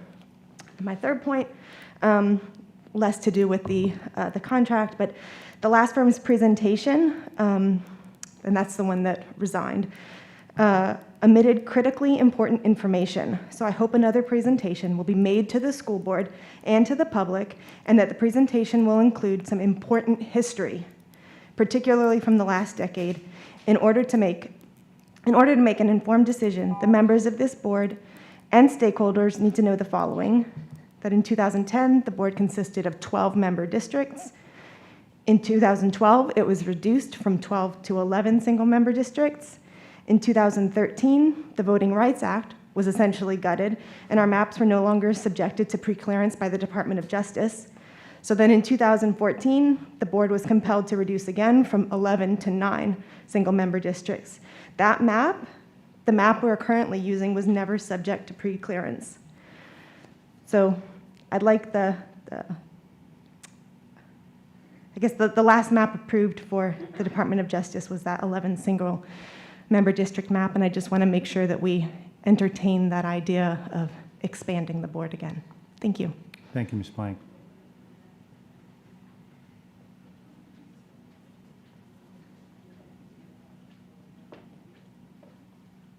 Good evening, Jennifer Harding, District 5. Wow, this is quite a meeting. So I'm here tonight basically to just really beat the drum for public engagement.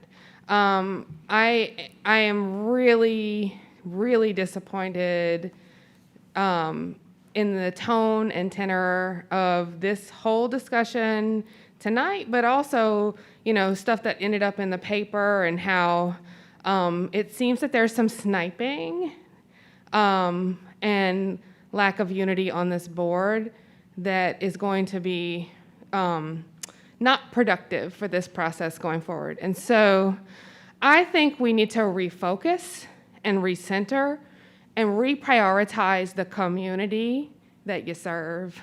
Yeah. And so in order to do that, I don't know if you've tuned into the redistricting roadshow that the legislature has been doing, but it's fantastic. It's amazing. They've been going all around the state and really giving the public an opportunity to go and weigh in. And if you've been watching, the public has been showing up with very, very good participation. Folks have been using tools, making their own maps. You know, I mean, yes, I think we need a professional involved in this process, but there are folks who are educating themselves on what redistricting is all about. And given the problematic history that the last reapportionment, you know, we are still under that cloud, right? We are in districts that have not been approved and probably would not pass federal scrutiny at this point. I think we really need to consider that we might need to revisit a vision for what this process could look like and what kind of maps we could have. And I think you have got to get the community involved. I want to see y'all make a process where we have engagement in every single district. That has to be part of this plan. If not, you're not giving meaningful opportunity for the public to weigh in. And I think, as Anne Marie mentioned, I think it's super important that this contract is fair, but at the end of the day, we need to create a set of districts, a map that creates districts that are fair, that are representative, and that are competitive. The districts we have now are too big. You really need to consider the fact that that's the case. They don't really like match up when you compare the populations close to this size in other cities around the state. You know, you're really packed into these districts. I think that we have an awesome opportunity right now to create a vision for our school system that's more fair. Thank you, Ms. Harden. Yeah.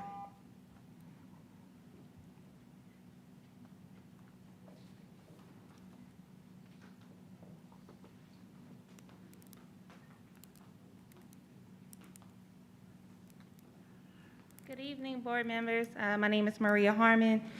I'm one of the co-founders and co-directors with Step Up Louisiana. We're a grassroots organization here in Baton Rouge. And I'm just coming up to encourage that we incorporate more community voice and really community wisdom during this process. Just to echo what previous public speakers have came up and commented, it should be effortless to really do town halls throughout the school district to really hear from your voters on what a fair district really means. Also, I want to encourage that you also choose the data center to go forward as your demographer, being that they have a proven track record, their cost is less, which means it's more feasible to go forward with this choice. Also, from what I understand, they will not accept payment until their plan is fully adopted by the board, which tells me that they are relying on compliance with moving forward with the Voter Rights Act. And that itself should be a top priority. Thank you. Thank you, Ms. Harden.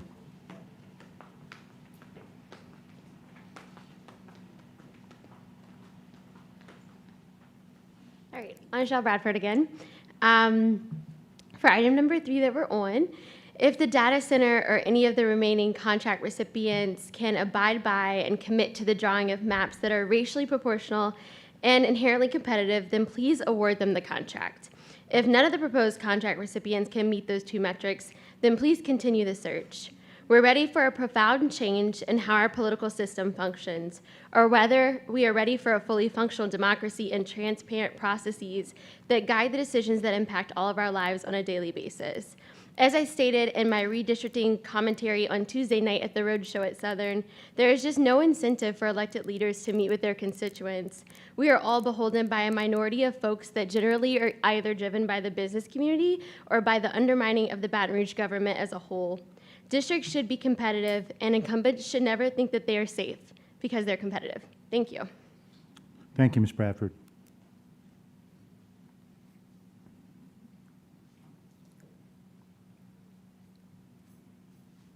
Good evening, board. I'm going to be very quick, but when we think about children, right, when we are trying to educate them, one of the best things you can have are incentives. And when we talk about incentives and redistricting, the first thing that comes up in my mind, and I'm pretty sure it comes up in a lot of other people's minds, is competitiveness. When we pick our new contract to redraw our districts, we need to ensure, like many have said tonight, that our districts are competitive, because just like when you give kids incentives, whether it be a pizza party or a book fair, The politicians on this board need an incentive. The incentive is to get back on the board, but you got to work for it. And to work for it, you can't have a gerrymandered, uncompetitive district. Make them competitive, make them fair, keep communities of interest together. The main thing is do right, use your incentives, and if you're good, you'll be back here on the next term. Thank you. Thank you.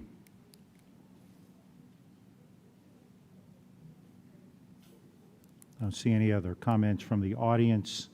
Any other comments or questions from the board? Mr. Goday. Yeah, I thought long and hard about talking tonight.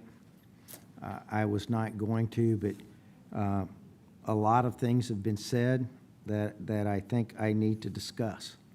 And people got up here, and I wrote down 4 words that I heard through tonight: professionalism, integrity, trust, and disrespect.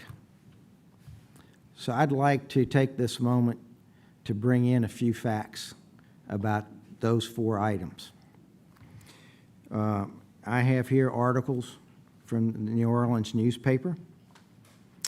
The first one deals with disrespect of women. I heard that as announced.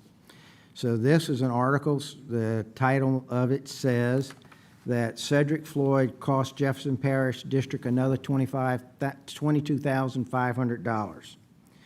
And I'm going to read a line or two from this. Cedric Floyd's behavior cost the Jefferson Parish school system another $22,500. That's how much the school board agreed Wednesday, March 13th, to pay a secretary who accused the former board of harassing her. Another article. Jefferson Parish School Board to vote on settling harassment suit. Jefferson Parish School Board is expected to vote April 10th on whether to pay $60,000 to a former school board secretary who filed a lawsuit alleging she was harassed by board member Cedric Floyd. Sharon Hunter filed the lawsuit in March 2017, claiming that she was forced to quit her job.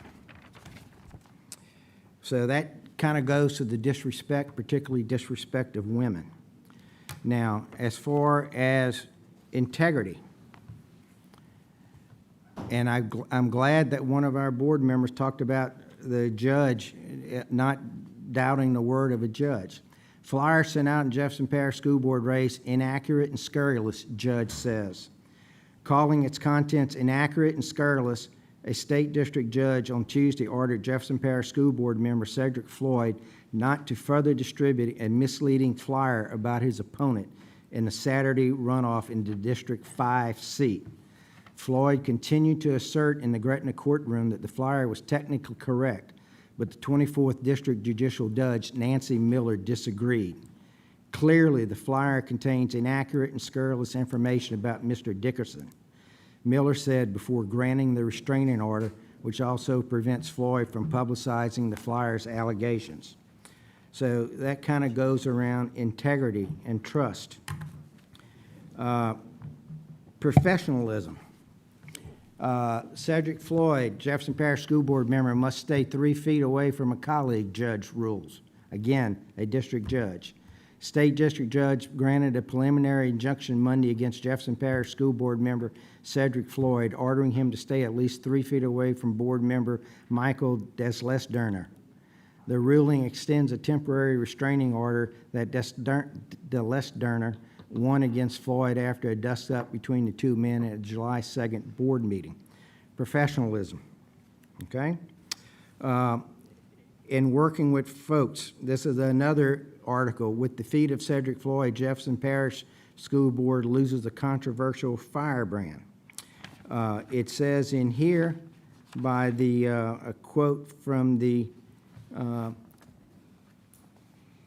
and he picked fights with several of his colleagues, vowing in May that most of them would be gone after the election, insulting another's marital status, and once threatening that heads will be cut off at a future meeting. Mark Morgan, current board president, I'll skip a few, Cedric made being on the school board unpleasant. Even Ricky Johnson, the board's only other African-American member and one of the 2 votes which Floyd could routinely count, says he looks forward to a more harmonious board. The board is going to be a little bit more willing to hear what each other has to say. So I think, I could go on, but I think that as people bring up the ideas of professionalism, integrity, trust, and disrespect, I have no doubt that Mr. Floyd is a fine demographer. But the problem is, we have to work with him, and we have to have, that person's going to be, whoever we hire, is going to be a face in the community and working with the community, and the community has trust. And quite honestly, given the things that I've seen in here, and other people I've talked to, I cannot have that trust in Mr. Floyd. I would not like him out there representing us as a consultant with the larger group. And I think those 4 characteristics, which was presented by the folks talking in his favor, to me, those are the very 4 characteristics that say we need to make another choice. Thank you. Thank you, Mr. Goday. Vice President Collins. I think it's cute that when you can't be the person on their credentials for the work, then we might sit and Google search to our heart's content. I'm sure if I called around in Lafayette, I know lots of people that know Mr. Hefner. I might have had a laundry list to read about Mr. Hefner too. But that's not what we're here to vote about. We're here to vote about their credentials. Now, you could sling mud about credentials either way if you want. I don't see the point in that. We had a fair process that we chose to go through, and he rose to the top. Now, those are allegations that were made about him and concerns about him as a board member, because he was once an elected official. Just like Mr. Hefner had an opportunity to defend the little bit that I bothered to pay attention to about him and mention for the mere purpose of saying, if we want to play these games, we can. Okay, he was able to defend himself. I'm asking and requesting that he's able to defend himself at this time about those allegations that have nothing to do with data center and everything to do with when he was once an elected official. But since we throwing it out there.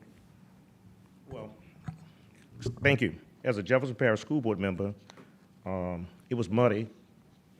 And Mike DeLessner, who was elected in 2010, and he was ousted in 2014. He's the guy with the 3 feet. As an election prank in 2014, and he lost the election. He's an attorney. So what he does is, down 6-7 months later, after the superintendent was selected, he's the attorney on the cases that solicit the females to do that.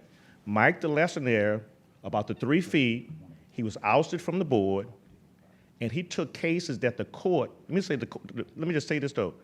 If you look at the court ruling, it was dismissed with prejudice. There's nothing in the court record today, yesterday, that I said or did anything inappropriate. Please let me know. It's nothing. You could search, hire me, not hire me, whatever. Mike DeLessner, who did the election prank in 2014, lost the election. He ended up being the attorney to attack me about that. And the judge on a 12B6 motion threw the charges out related to me. So that's all I can say. People go to court, people make allegations, and I'm telling you that nothing I did was inappropriate, nothing I said and nothing I did. And I'll come before you hired or not hired. Yes, to play dirty in Jefferson Parish, like I said, Mike DeLessner got the article. What happened is, yes, he got 2 other members of the board to say that I braced on him, and they witnessed. Of course, the judge threw against 1. He lost the election for doing election pranks. He was the attorney on the cases about harassment that got thrown out. Check it out. I got the March 10th, 2017 article that states about that. Hunter is being represented by attorney Mike DeLessner, a former school board member who won a restraining order against Floyd following the short. That's what he did. He took to the court, and that's what he did. That's what he did. Here you go, sir.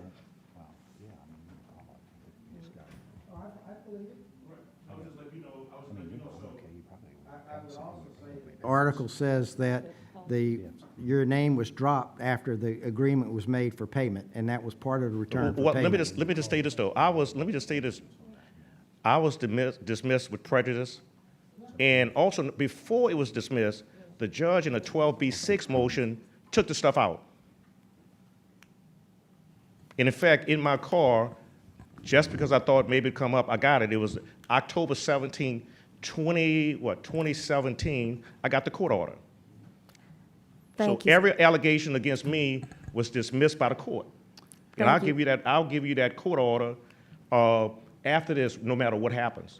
Thank And you. what about the flyer? Wait. You don't have the floor. I think she has the floor. It's okay, I lost. I don't mind answering. Let me just tell you this. No, sir. Okay, no problem. Yeah. Yeah. Okay. Look, thank you for your initial response. Yes, like I said, I got the court order in my car that everything related to me got dismissed on the 12B6 for being frivolous in federal court. Thank you. Okay, thank you very much. Because this is just, at this point, it's just back and forth, I would like to call the question, people going to vote how they want to vote, and there's no need in us digging. Again, I could go and probably do some more Googling on Mr. Hefner and We don't throw have to something do else out. So I think Mr. Can I call the Godey's, question? Mr. Godey's going to pass, so the question will automatically be. Okay, all So, right. Okay. Yeah, all right. thank you. Well, no, take that Oh. back. So you need to call the question because Ms. Ware Jackson got in the queue. So I'm going to let you call the question. So I would like to go ahead and call the question. Do we have a second? Second. So now we're in a weird queue spot. So any comment, is the calling the question a debatable motion? It's not. So we go to the audience on calling the question. So the subject matter will be whether or not to call the question on the subject matter. Are there any comments from the audience on the procedural matter of calling the question? Only. No. So we come back to the board. So it's not debatable, so Madam Secretary, please conduct the vote. Okay.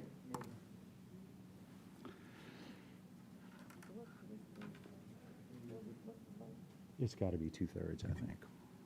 It requires a 2/3 vote. Yeah, it's a 2/3 Yes. vote, 6 votes. Yes. The motion is to call the question. Please vote.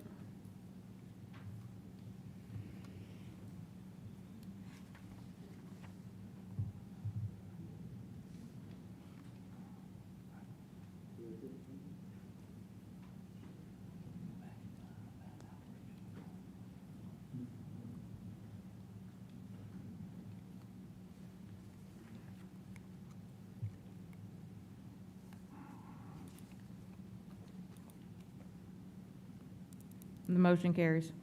Motion carries. So we are now on the substitute motion. Mr. Shamlin, will you read that?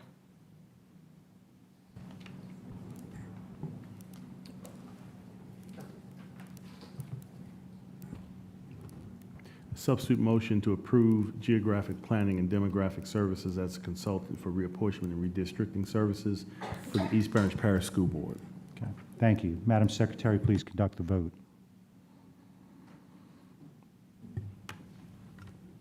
Please vote.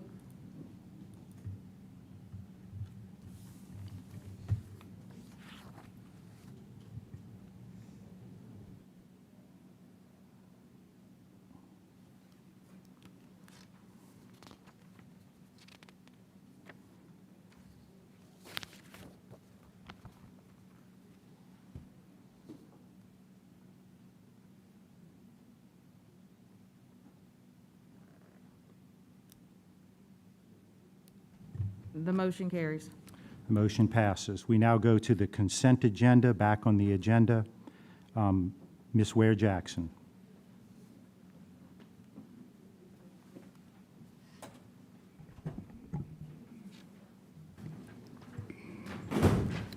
Consent agenda. The following items are considered to be routine and will be enacted with one motion.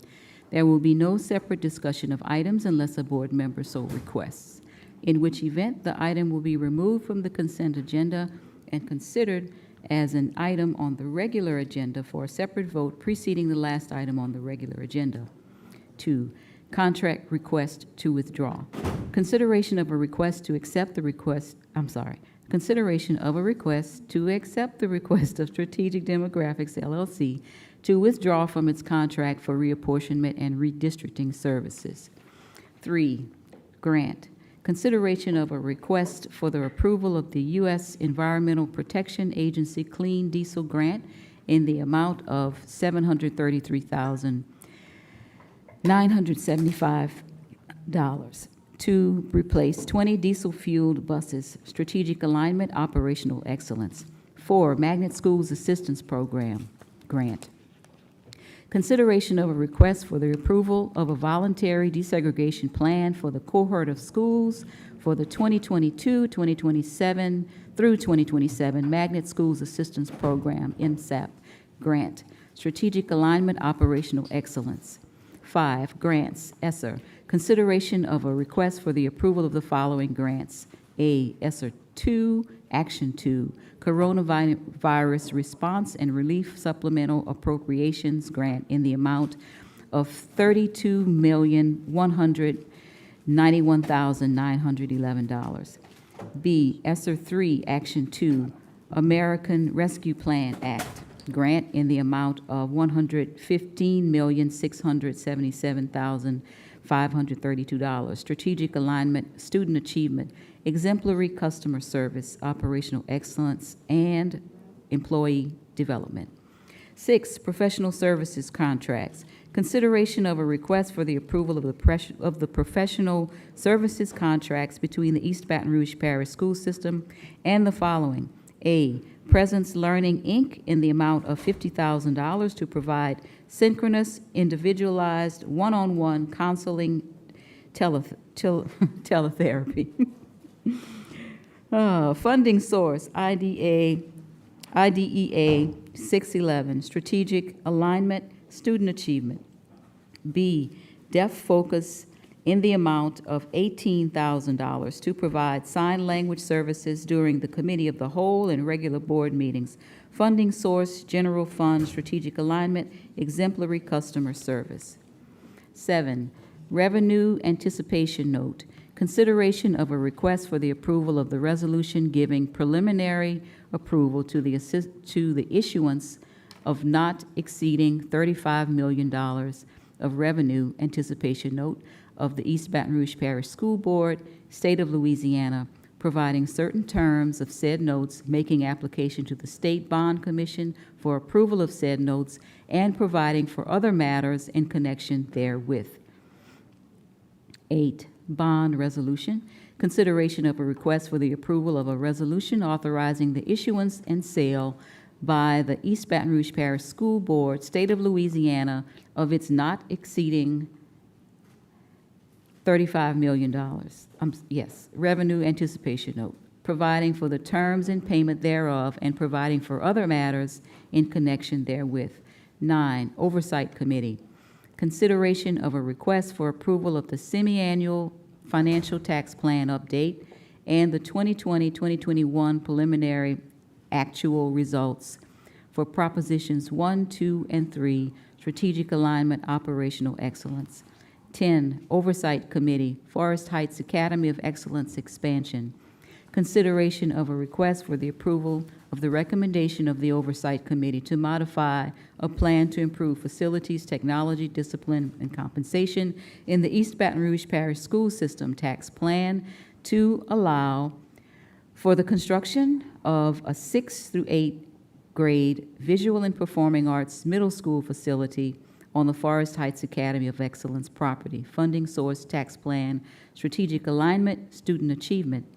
11, charter contract, Great Hearts, Louisiana Incorporated. Consideration of a request for the approval of a charter school contract between the East Baton Rouge Parish School Board and Great Hearts, Louisiana Incorporated. 12, superintendent performance targets, consideration of a request for the approval of the superintendent performance targets. And that's the end of the consent agenda, and I so move. Is there a second to the, okay, Mr. Howard? Is any member wish to pull an item? Going once, gone. I see no comments or questions on the consent agenda from the board, so we'll go to the audience. Is there anyone that wishes to speak on the consent agenda?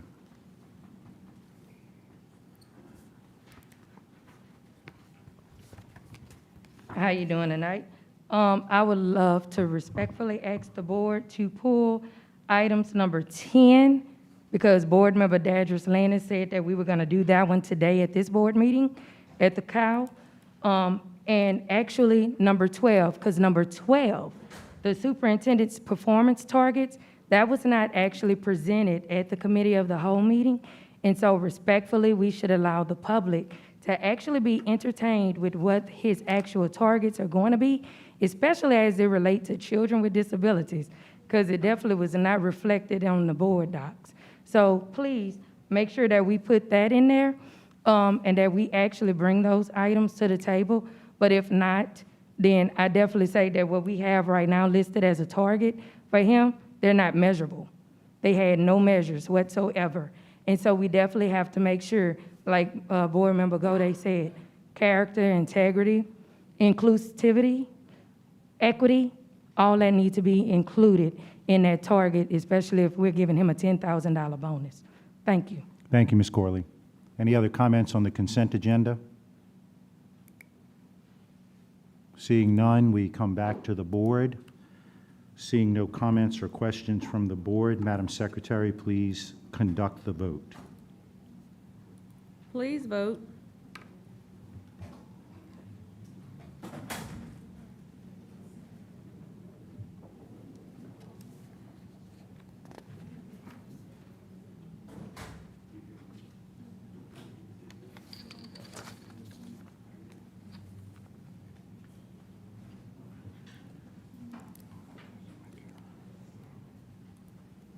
The motion carries. The motion carries. We move now to item J, new business. Item 1, consideration of a request for the approval of the recommendations from Gwen Shamlin, General Counsel, EBR Parish School Board, in the matter of Genevieve Robinson versus Mac Wallace and the East Baton Rouge Parish School Board, suit 668-963, section 27th of the 19th Judicial Court, Parish of East Baton Rouge, and to provide for related matters. Do I have a motion moved by Ms. Bernard, seconded by Ms. Dyson?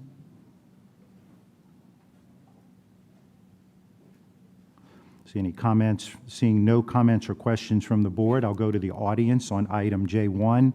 Are there any comments from the audience?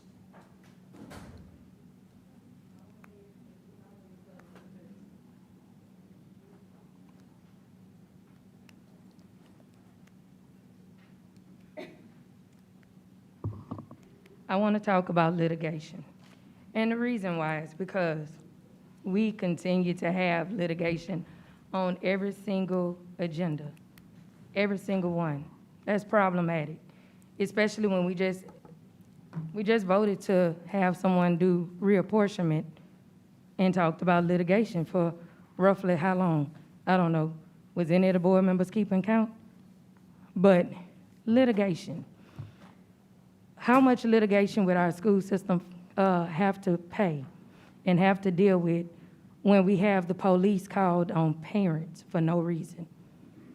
How much litigation would our school system have to face when we don't do what we're supposed to do for children with disabilities? I do recall the word free, appropriate public education coming to mind. We haven't addressed that, but we can in litigation. We also have mental health. I know our school system, it ran again on the news tonight about the young guy that committed suicide at Westdale Middle. That's another litigation. Our school system is constantly being plagued with litigation, and that litigation is actually a reflection of our board, not in a positive light. It's also a reflection of leadership, not in a positive light. So how do we get our school system and our board and our leadership to have a positive light on them? I can think of many different things. First and foremost, prayer and God. We need to actually start these meetings with God, and we need to usher his presence into this building every single time. Amen. That's number one. Number two, we need to always remember that the children are our focus. Every single thing that we do is supposed to impact these children in a positive manner. And what we did by choosing that firm for reapportionment is not. Last but definitely not least, we need to always be inclusive and have equity and diversity at the table. Thank you. Thank you, Ms. Corley. Any other comments on the litigation, J1? Seeing none, we come back to the board. Seeing no questions or comments from the board, Madam Secretary, please conduct the vote. Please vote.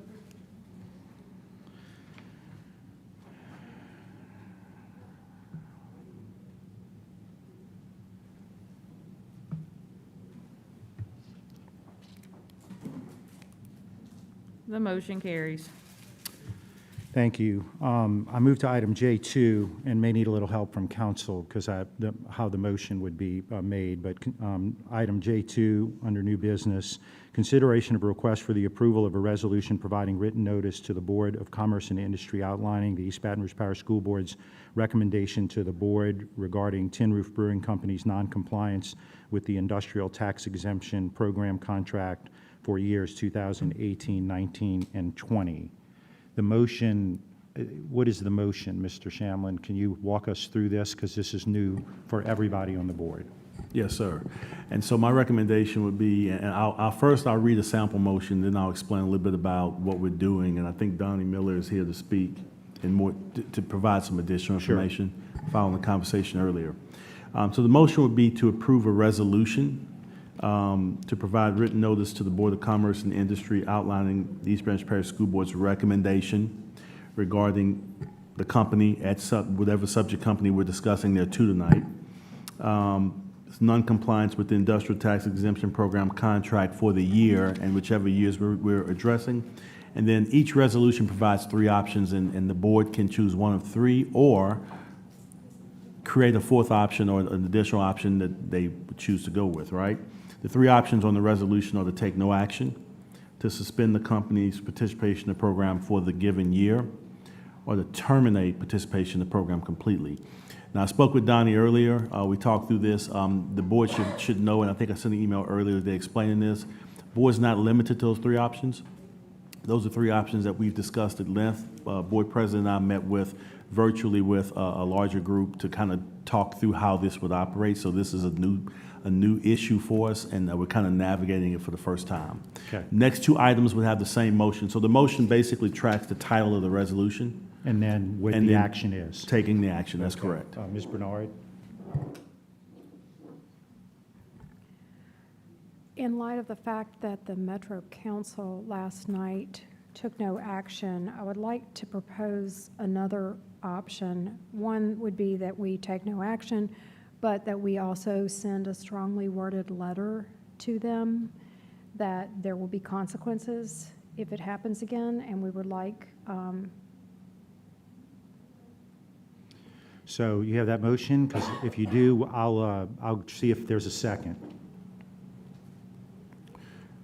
Well, I guess I could ask, is there a second to that? Okay, Mr. Godek. I'm sorry, I'm new at this, y'all. It's just my first time. Okay, so you got it, Mr. Shamlin? Yes, sir, I think I do. Okay.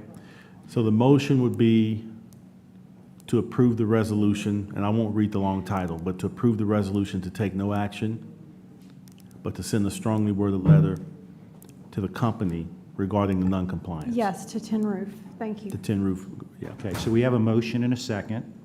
I would like to ask, I think we have representatives of Tin Roof just to just kind of explain to us a little bit briefly, or Donnie, you can, whatever you want to do. I want to make sure that the public is aware of this and that we all understand this process because it is new, right? Yes, sir. This is a brand-new, strange process for everyone, and legal counsel's giving you great guidance. I wanted to make sure I bring back the message from the Board of Commerce and Industry that they do want to hear from our local bodies, Metro Council, School Board, and Sheriff. That's important. We had 3 case studies, 3 examples of companies going to the Board of Commerce and Industry, and the letters that were sent back were basically leaving it up to the Board of Commerce and Industry to come up with a recommendation. That's not what they're interested in. They do want to hear from this board. My recommendation moving forward with these, because this is brand new, not just for EBR, but for Louisiana, and there's, from my understanding, over 200 that the state is about to see, is that we look at these as an individual case, because every issue, whether it's COVID, whether it's not COVID, whether it's something with the business, whether it's a third-party consultant, everything is going to be different. So we need to make sure that we're tracking that in the right direction. I don't think there's a one-size-fits-all solution for every company. And we're going to see that tonight with Tin Roof, and we're going to see that tonight with International Meso Technologies. It's important. Both companies have been sitting outside, making sure that they were well represented. This is important to them because they know it's important to you all and your responsibility to go back to the Board of Commerce and Industry. And what you're going to see is, we're not getting a lot of guidance from LED. We've reached out for assistance from LED, and we're not getting the help. It was requested from the Metro Council. That's a representative come give the school board some guidance. And we are going to have to go back and have, for an analogy, a parent-teacher conference, not only with the company, but with LED and making sure that we have a path forward. So if there are questions as we go through this, I'm happy to answer them, but in an effort of time, I'll step back, and I definitely want you to introduce Cammie from Tin Roof, and she'll be able to speak more to what she's working with.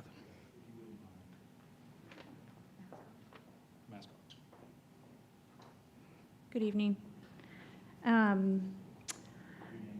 name is Cammie McGee.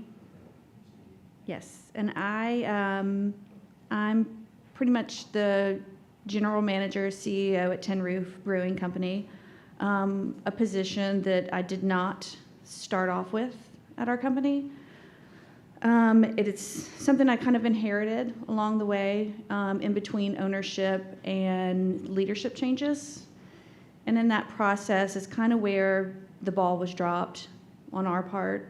And I do take responsibility for, my part on that as well. But there was some communication between our previous consultant that handled this contract for us. It was bad communication, obviously. And to my knowledge, it was being handled and we were in compliance and everything was fine. And paperwork did not get filed. So I do understand that. And we have taken steps with a new third-party consulting to really dig into the numbers and pull apart the reports that we have. And we have full intention of filing those in the next few days. It has taken a little bit longer because we are kind of starting from scratch with these numbers just to make sure that we are doing what we need to do at this point. But we do intend to file those in the next few days. And we've been asked to file them with the Metro Council, the attorney there, give them a good heads up. So our next meeting next week on Tuesday, they have a chance to really go through the information and make their recommendation on that. Thank you, Ms. McGee. I don't have any questions, so I appreciate that. No questions or comments from the board. We now go to the audience on item J2. Anybody from the audience wish to speak?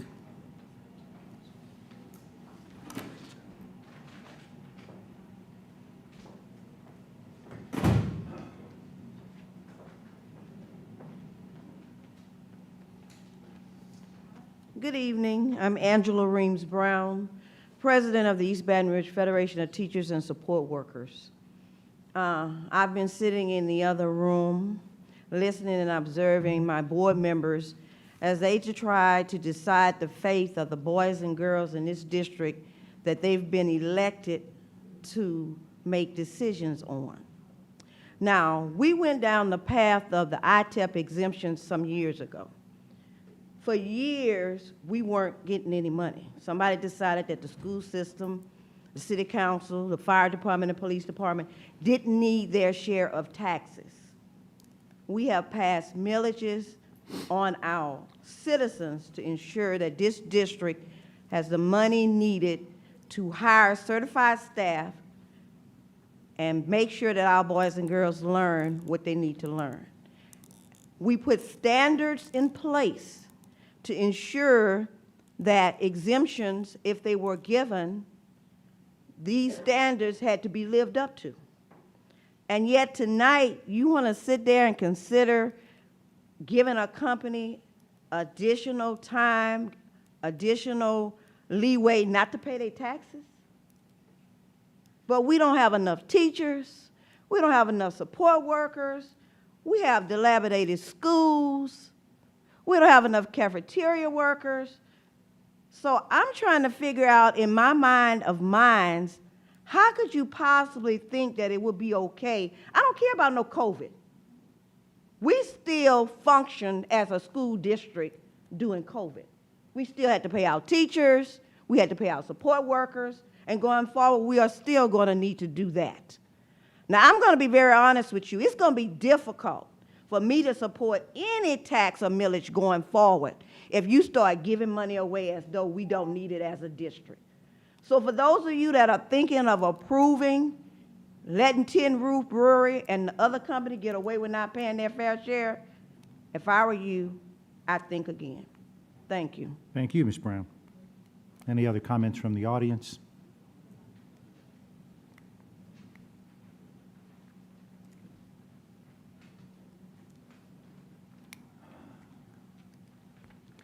And just for the record, I'll be back up for the next ITEP exemption too. I just don't see how exactly if we approve this ITEP exemption, how will we provide programming to Crestworth Elementary that's in Mr. Howard's school in his district? How will we provide the actual funding for the program that's gonna be at Broadmoor Middle School that's in Mr. Blue's district? How will we actually provide the programming that's at South Downs Elementary that's in Mr. Goday's district? See, we talk about all these programs and stuff that we wanted to give and that we were gonna provide, but we really and truly don't have that funding. We supposed to receive funding from ITEP. ITEP as well as the taxes. We do know that our school system is already fiscally strapped. And what was actually bringing us into the black was the ESSER funding, along with the CARES Act money and the American Rescue Plan monies. Well, we have disseminated the ESSER funding on professional developments that have not taken place and some that actually is a waste. We actually are spending more money in litigation and future litigation that's coming. What we should do is tax them, not just them, because I'm not discriminating against them. We shouldn't have approved the ITEP exemption for Coca-Cola at the committee of the whole either. Every time we do that, it means we're going against those 4 cornerstones in our strategic plan when we talk about each and every child, because each and every child is not getting a free, appropriate public education. We are supposed to, by law, do that. And IDEA is not fully funded. So this funding that we're supposed to receive from ITEP exemptions, we need to stop approving them exemptions, and we need to start telling them we value our children.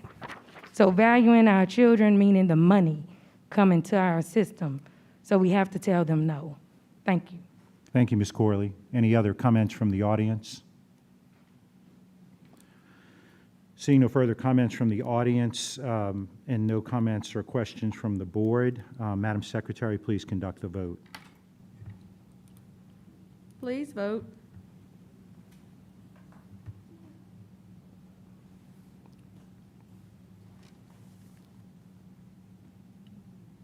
Mr. Tapman, that was Bernard and Gode, right? The motion? Yeah, I have it. Let's see. Bernard, wait. Yes, that's right. Thank you. Sorry about that.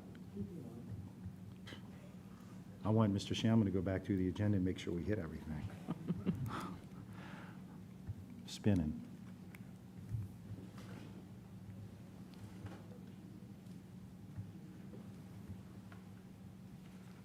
We may have to do a roll call if everyone hasn't voted. The motion carries. Okay. The motion carries. We move now to item J3, consideration of a request for approval of a resolution providing written notice to the Board of Commerce and Industry outlining East Baton Rouge Parish School Board's recommendation to the board regarding International Mesotechnology, Inc.'s noncompliance with the Industrial Tax Exemption Program contract for the year 2019. Do I have a motion? Moved by, and you want to just clarify the motion? Okay, and Ms. Dyson seconds.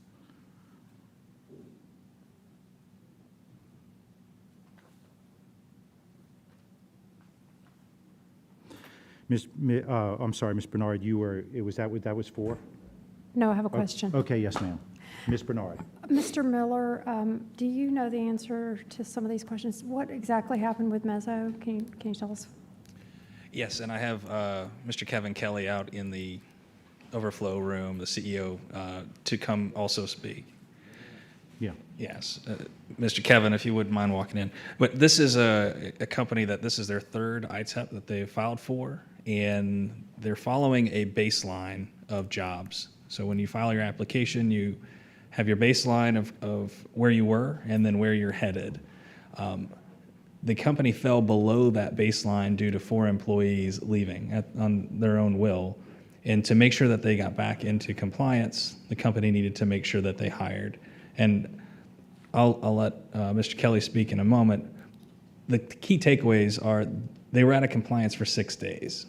They are back in compliance. They were in compliance.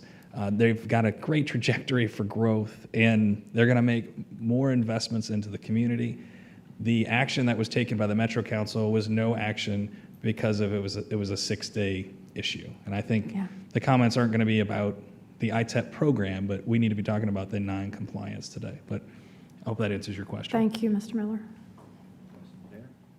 Wherever you want, Mr. Kelly. Yeah, I think you're going to have to adjust that microphone, though. There we go. Can you hear me? Good. Just, if you just want to kind of hit a lick about. Okay. I'll just going to offer the details related to our non-compliance. We were supposed to add 2 jobs in 2019, along with buying some more equipment. We did that,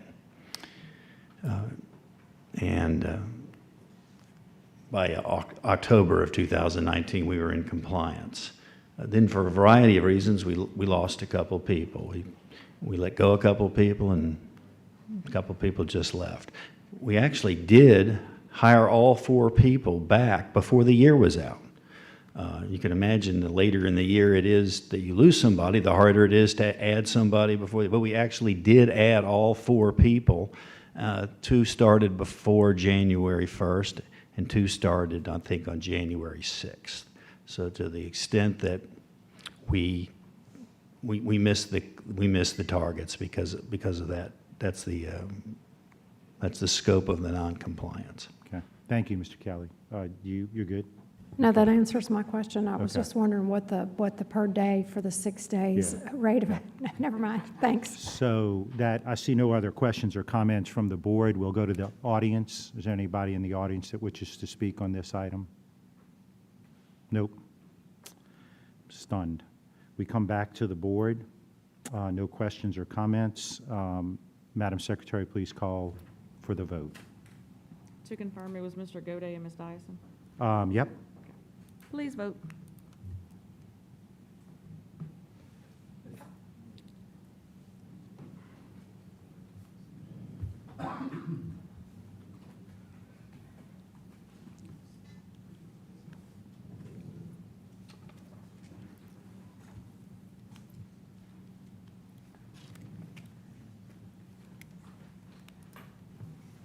The motion carries. The item is approved. We move now to K1, announcements of, oh yeah, I'm sorry. You want a point of personal privilege? Yes. Many of the members of this board and the Baton Rouge community had a really enlightening and wonderful trip to Miami-Dade County schools, and they showed us an immense amount of hospitality and goodwill and sharing of their information. And I would just like if we could pass, and I will leave it to our general counsel to write the resolution, but I would just like to have unanimous consent for our council to write a resolution to the superintendent and staff of Miami-Dade County, thanking them for the wonderful visit that we had from Baton Rouge. So procedurally, I think we'd have to add that as an agenda item? Yeah, or I think Mr. Godet might have been requesting we bring it to the December. No, I was requesting we do it now because it's going to be so late when we do Yeah, that. if it's unanimous, we can add it We as an need it. agenda item now. Yeah, and I need to check the rules. If it's if it may be the, It might have to be all board members. yeah, let me see if I can get a quick answer. Okay, for you. it's not worth it, but I would like for our district to send them You bet. I think that's an a- official thank you note. I think that's a great idea, and I don't know that anybody would object if perhaps the superintendent worked on that with me, and even though I wasn't there, we could do something nice, because I do think it's important to recognize. Is that okay? It's unanimous vote of the present members. Okay, so we wouldn't be able to do it anyway, but we'll work on that, Mr. Godet. Unanimous vote of the present members. Present Oh, members. I'm sorry, you people meant here, president yes. voting. Okay. To add an Present and item, voting. not, Okay. yes. So I would like to add that item. Okay. Got it? Yes. Okay. Mr. Godet moved, Ms. Bernard seconds.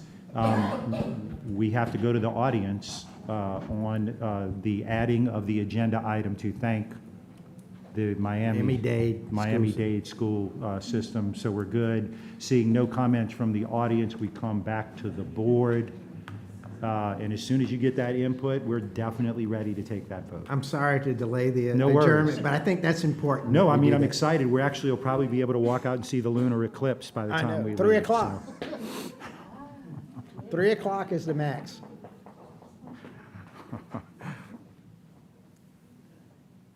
Might turn into a werewolf. There you go.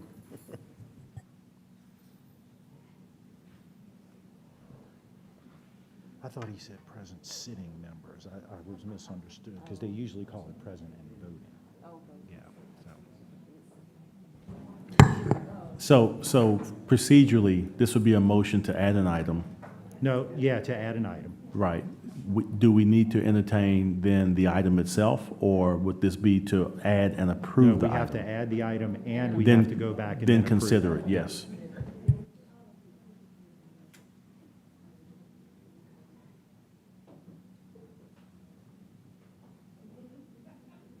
I know Mr. Howard's just anxious to read the announcement of meeting.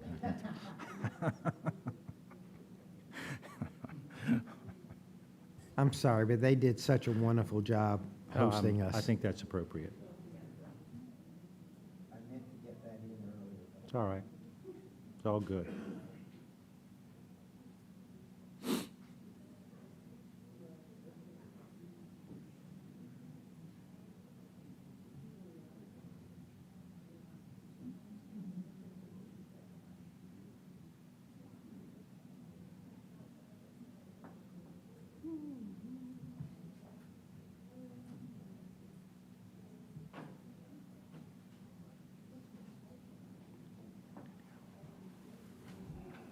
Okay.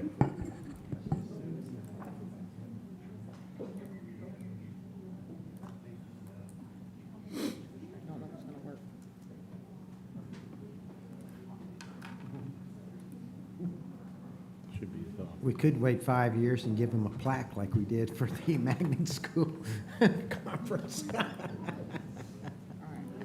What you want to say? Motion to add an item to the agenda to create a resolution. We're waiting on Thinking of, April.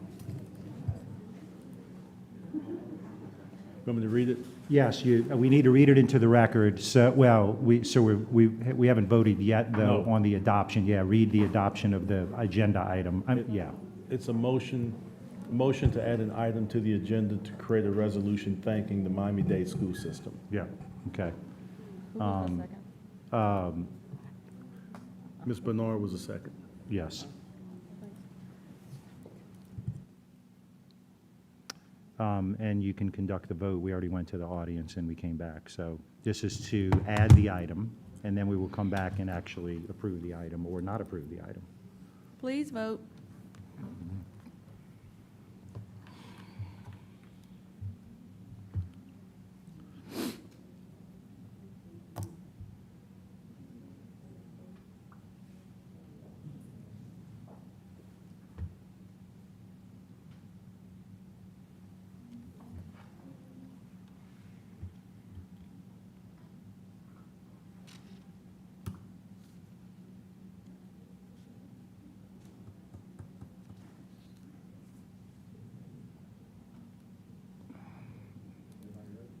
No, we're waiting. We got But it. we can call roll if we need to. I just got it. Okay, all right. The motion carries. Okay, so the motion carries. Now, this becomes item J4. Is that how it works, Mr. Shamlin, under new business? That's correct. Okay. I don't have the language. Can you read it? I have it, yes. Okay. This would be are you ready? This would be a motion to approve a resolution to thank the Miami-Dade school system. Okay. We need a motion by Goday, second by Mr. Howard. Do you need the floor again? Okay. Okay, the board is clear for the board. Any comments from the audience on the resolution? Seeing none, we come back to the board. Madam Secretary, please conduct the vote. She's got to get it in. Okay. That's all right.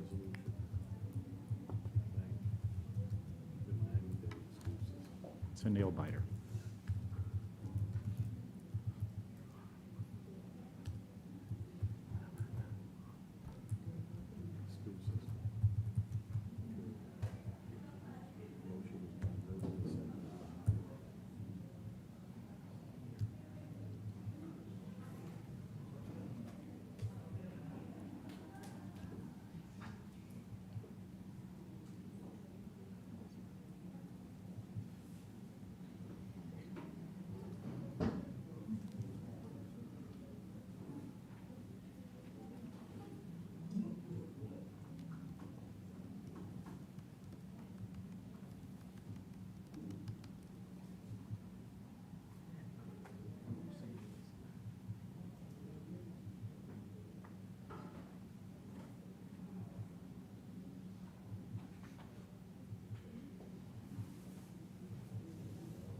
Please vote.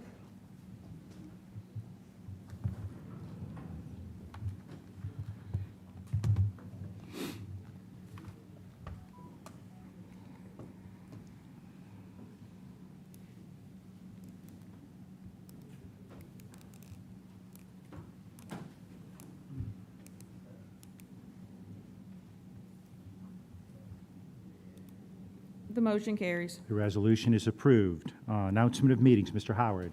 Thank you, President Chapman. The committee of the whole meeting will be held on December the 2nd, 2021, 5:00 p.m. at the Professional Development Center.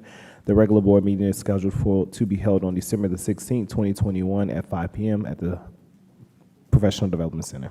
Thank you, Mr. Howard. I want to thank all of the staff for being here and hanging in. I want to thank the IT department for the great job you always do. I want to thank the law enforcement folks for being here, and I want to thank the public for being here, and I want to thank my fellow board members. And Mr. Howard makes a motion that we adjourn. Absolutely.